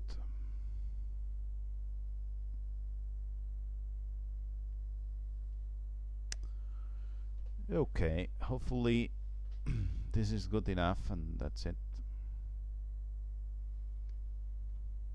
Maybe the place where the question about SSH was asked was the right one. So we were thinking about, where the hell is this? We were thinking about how to implement this. So yeah. So I think this is the idea that we should have. This menu should be this one here. So there's this vendor. You've got the current version. You change it, and then you can select either Debian, Ubuntu, whatever, and you probably need um, something like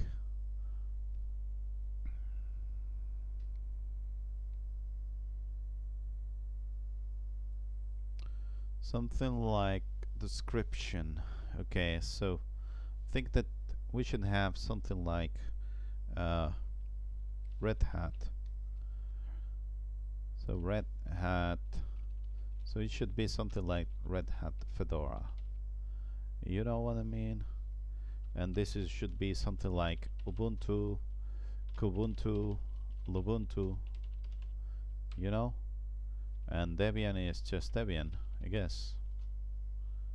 Derivatives. So, I don't know. Yeah. Okay, so this Debian should go into Debian shim. That's it. So if we want to have these translations, these descriptions, it means that we need somewhere to get them from, and so let me see.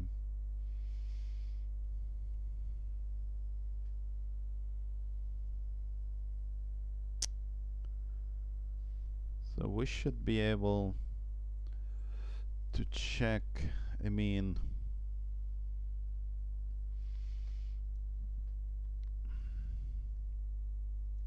so here we should have a long description which has single line with everything. If we want this to be tailored from here, so this should be something like long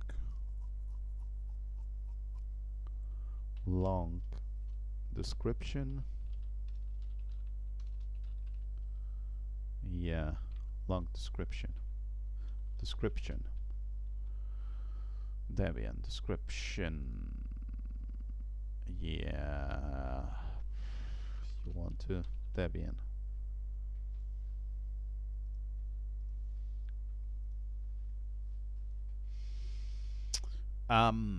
Yeah.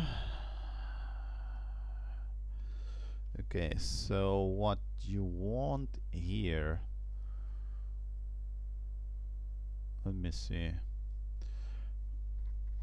How the hell are we going to do these menus which are dynamic and at the same time they are not dynamic? This is going to be confusing. We also have these menus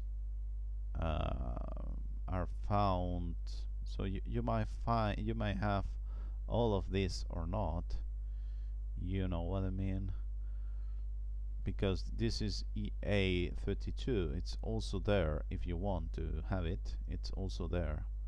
You can have it there too, you know what I mean. EA32 is something that you want to have with yeah, you want to have there too if you want to.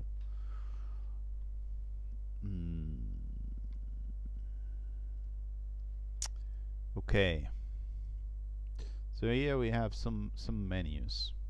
So the most similar one is the one about the boot everything, because it has the EFI stuff, which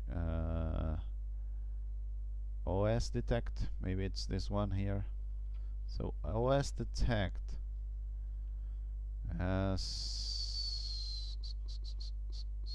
should have flag platform. Okay, UEFI boot required.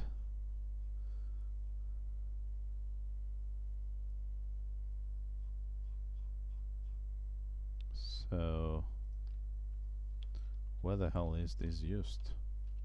Flag platform.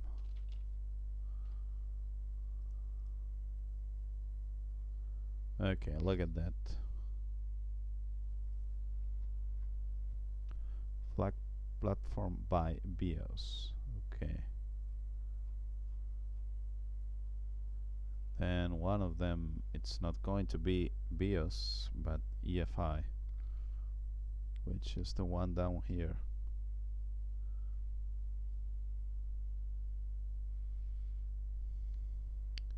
So here you have how this is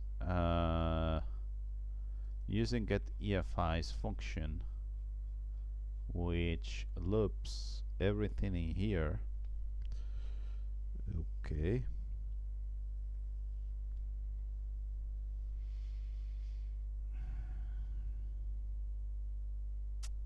So we want a way of doing the same thing as here, but with our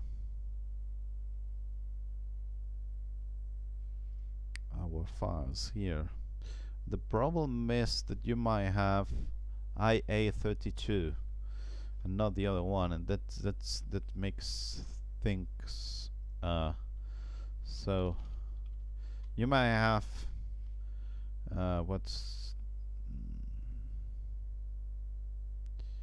you might have this thing which is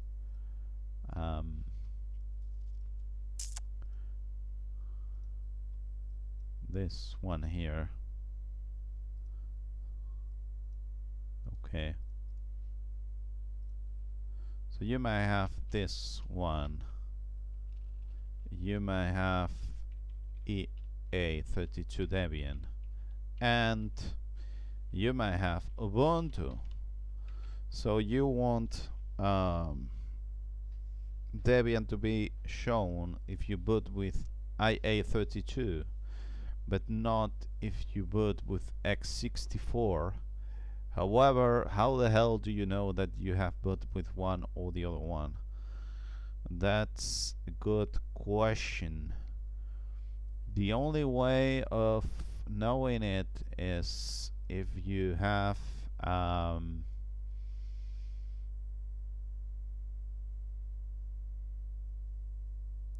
variable, but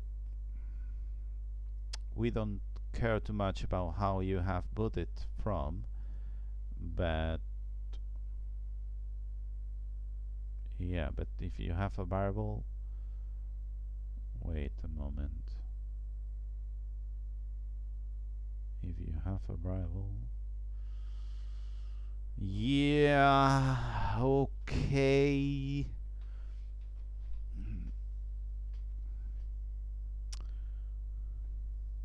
Now that I think about it, if when you put the thing, you do something like boot AEFI Debian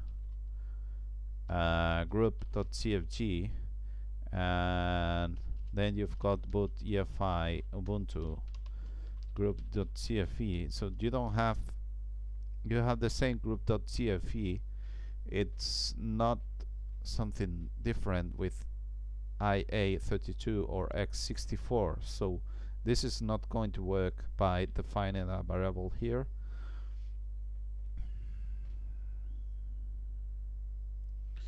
Unless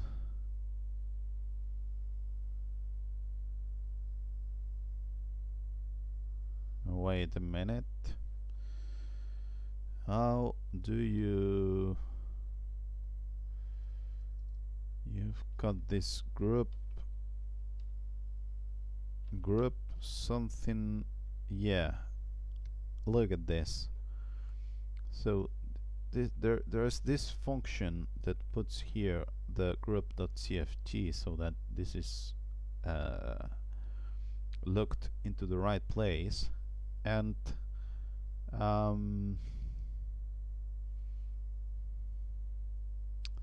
yeah,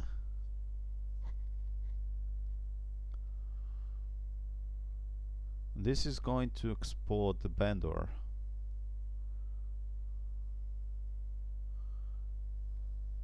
Which I'm not sure. Yeah, this is going to export the vendor, and that's it. So yeah, so you put one of these, you cannot select the architecture.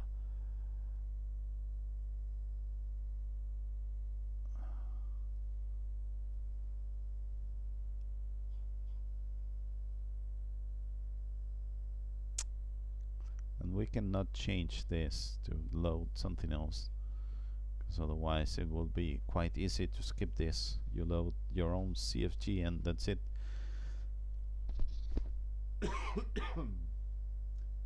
So wait a moment.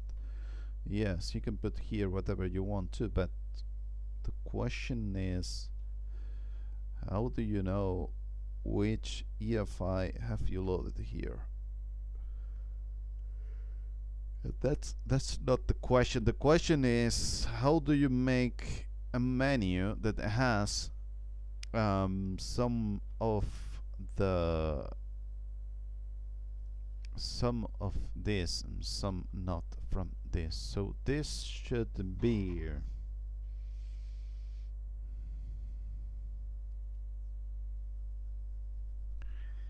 oh damn it, how the hell do we do this so that it does not, maybe there's a way of getting the current architecture.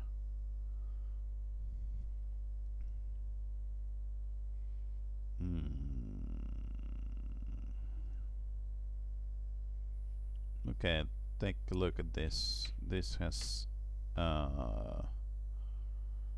been installed, so we might be able to boot into Ubuntu. Hopefully there is already a menu and we can just try and boot. Well, we should have an Ubuntu option, which, yeah, that's right.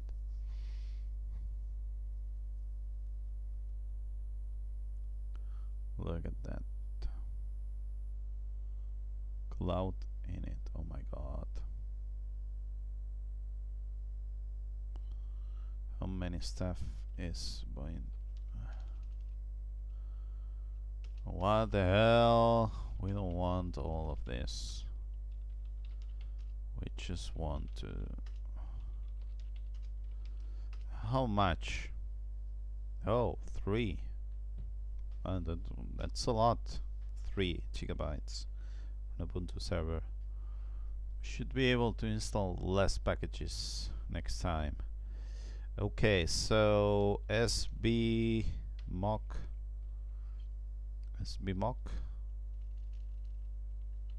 No, mock util. SB state. Yeah, so this is nice. So now we should be able to put into here, and I'll show you how this is not working the way it should be working. I mean, it's not going to be able to load into Debian with the secure boot turned on.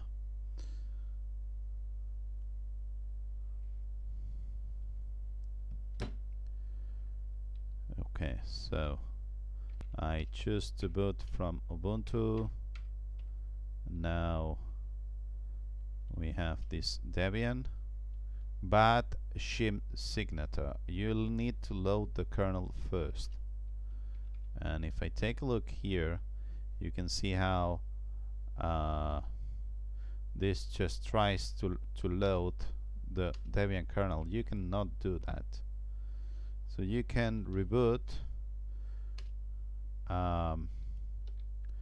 You can go into the boot manager. Not sure what has happened, but I think I think that so add boot option. So the boot option should be here somewhere. New file, new folder. Wait a minute. EFI boot. What about the Debian installation? Have I not told the installation that this needed to keep the boot EFI. Is that the problem? New file, file name, create file and next. No. Okay, boot from file, and we will try to install from there. So we should have. Yeah, that's a good question. Can you boot from? Yeah, okay. Never mind. Let's boot from this 3, which is this. Now we should be able to boot into Ubuntu, which I'm not sure if this one here. So this is probably Ubuntu GPT-3, yeah, and this is probably Debian, which is on GPT-2. So this, let's boot into Debian.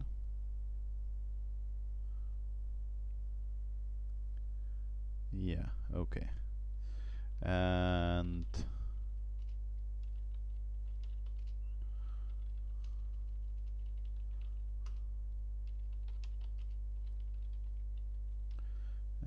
yeah, so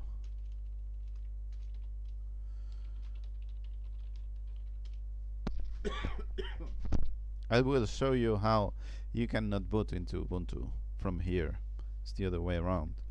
So boot manager from here, and then we, so this should be Ubuntu, and you cannot boot Ubuntu from from here. And you can see how this is Debian. So we have boot from Debian. So this is something that has been done properly. What more do we need here? Yeah, we want to boot from, what's the name? From Debian, and that's it.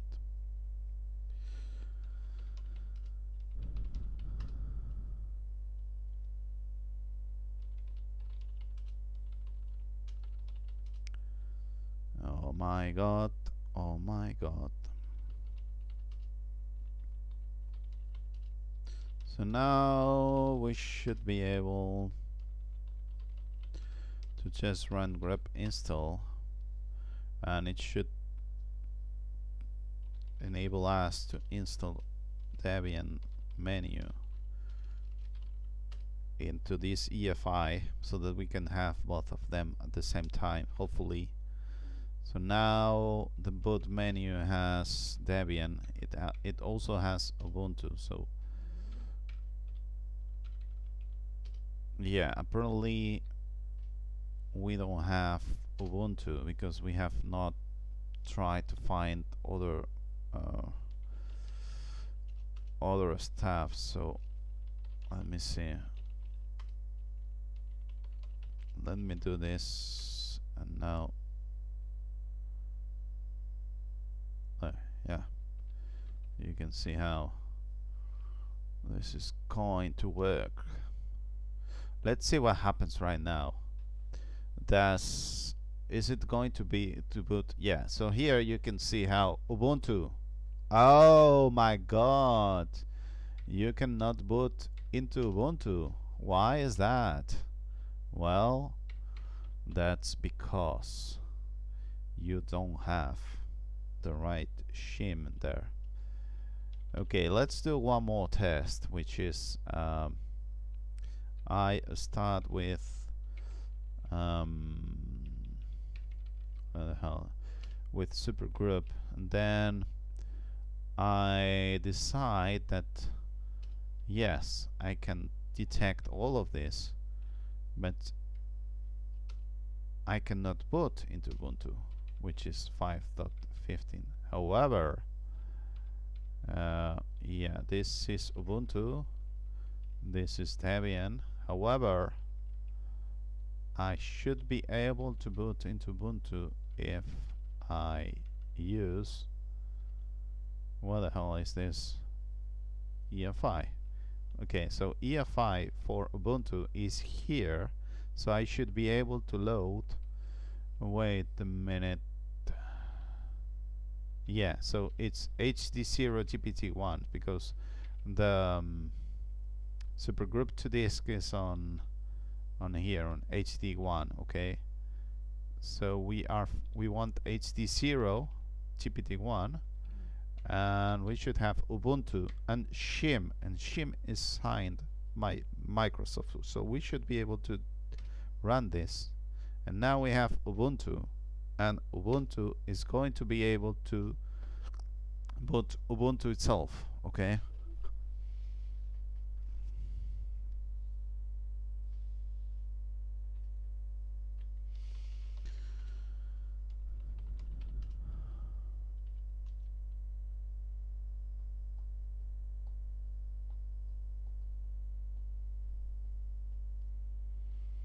yeah, so that's it.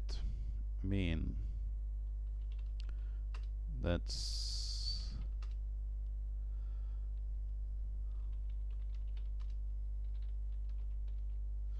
okay, never mind. We're going to end here the video, and yeah.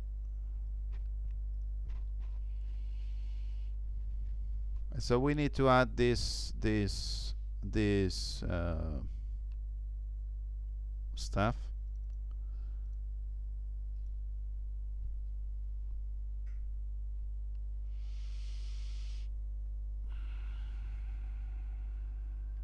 And we need to understand how the hell do we want to deal with this stuff. So what does happen? Being how do I how do I loop into all of this so that it makes sense?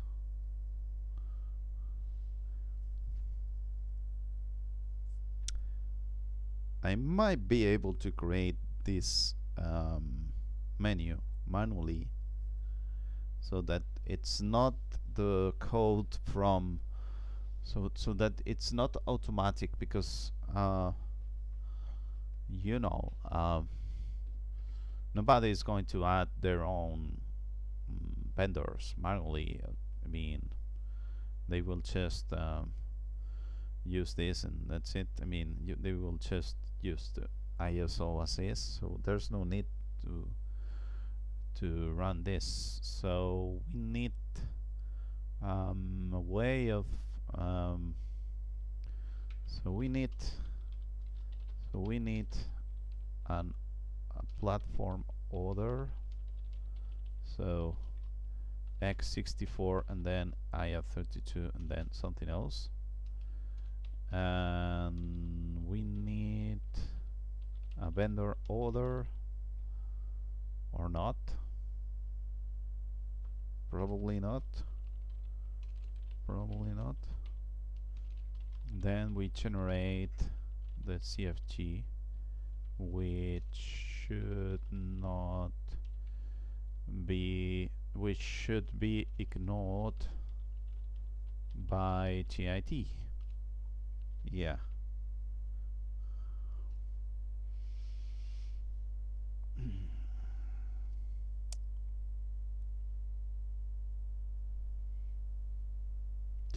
However,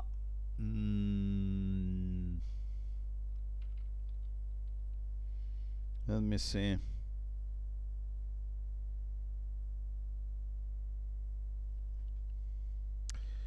Do not show the menu if SB vendor is not defined.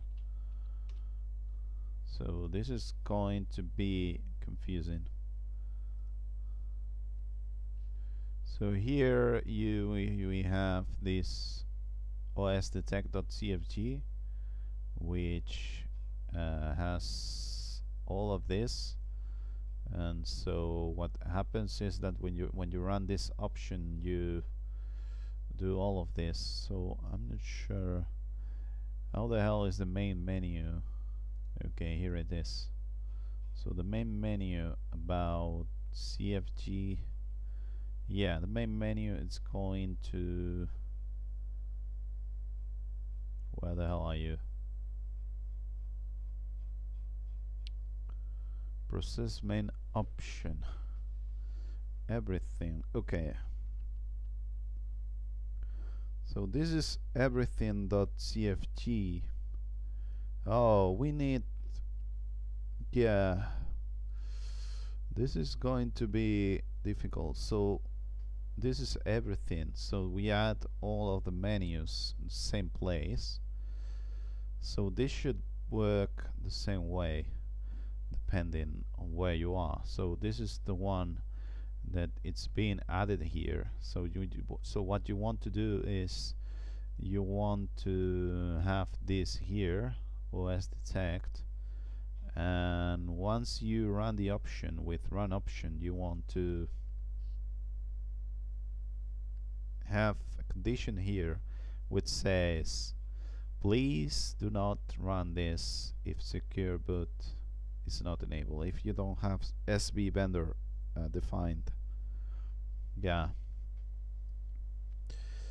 What I also want to do is to update this file here, how to contribute, because vendor examples, the vendor example should match the EFI directory where it saves their files.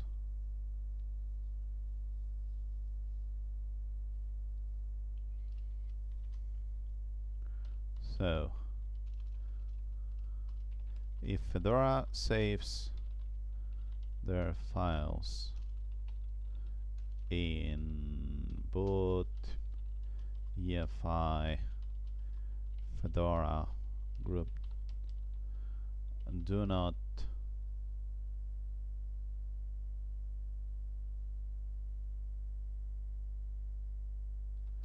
save their files, and do not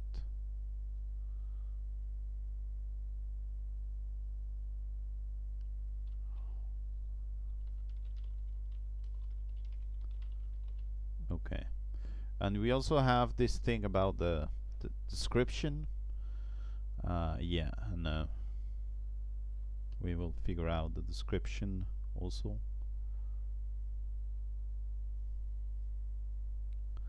So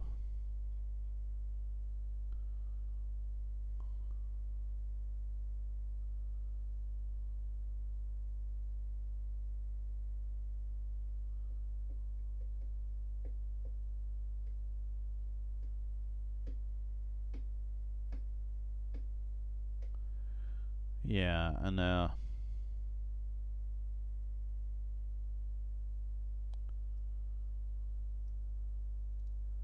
so this should be something like this.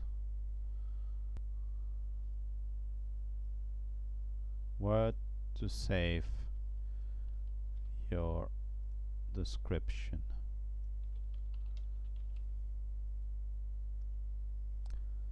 So EFI platform, yeah, description here.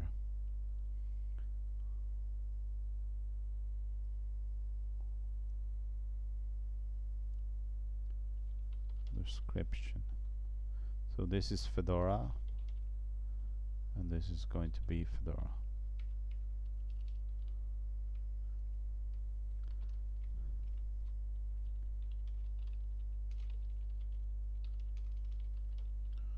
What's inside description? There is a single line which should be something like, which should describe all of the systems that the shim can boot to.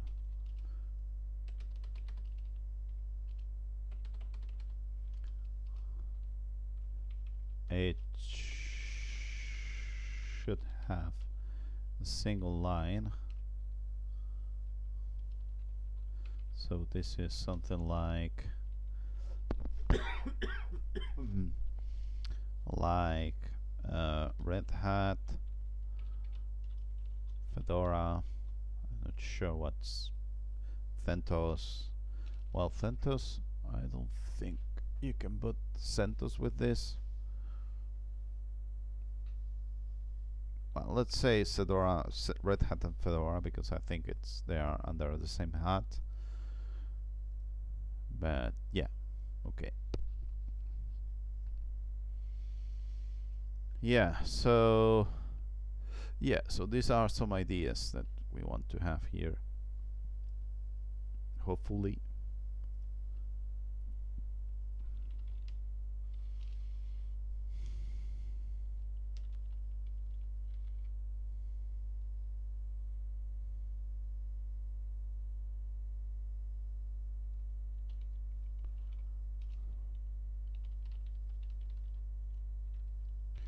So new secure boot, new description.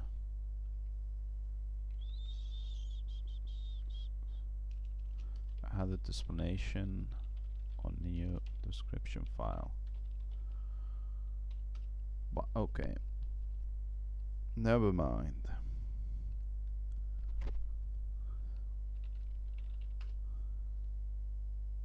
Three commits. What the hell do we have here? Okay, let's push this into the right place. Hopefully, yeah.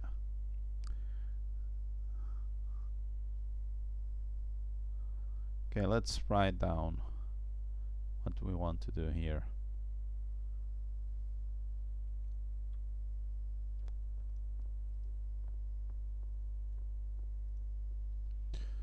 Yeah. So we want next video generate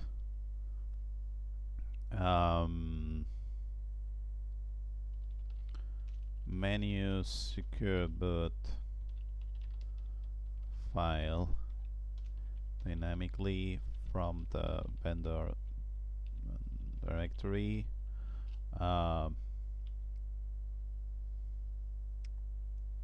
Make sure it's ignored by JIT, and also define a platform order. Maybe just use the definition on group build config something. Group build config.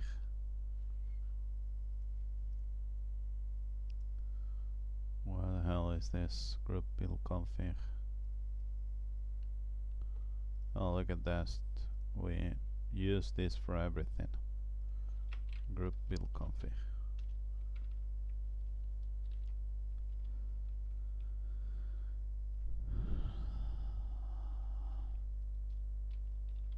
The menu, we should have something similar to this thing here, which is,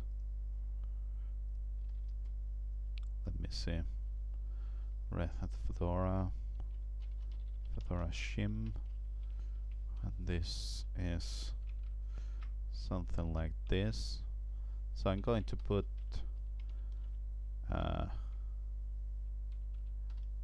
every one of them. So here you can see, you can choose IA32 bin, because this is going to be hybrid. So if you want IA32, you go here and you choose whatever you want to have. So this is the idea. So you have this platform, you loop with all of this, then you loop the other one. Okay. So this is a bit what we want to do the next video. But now secure boot, it works as expected. Yeah, and also we want Ubuntu to load script. Yeah, script for x64 and Debian download script for EA32. Yeah, we want everything here.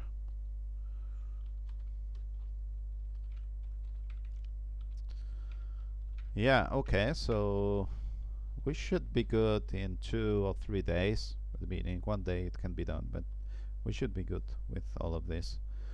So thank you very much for watching this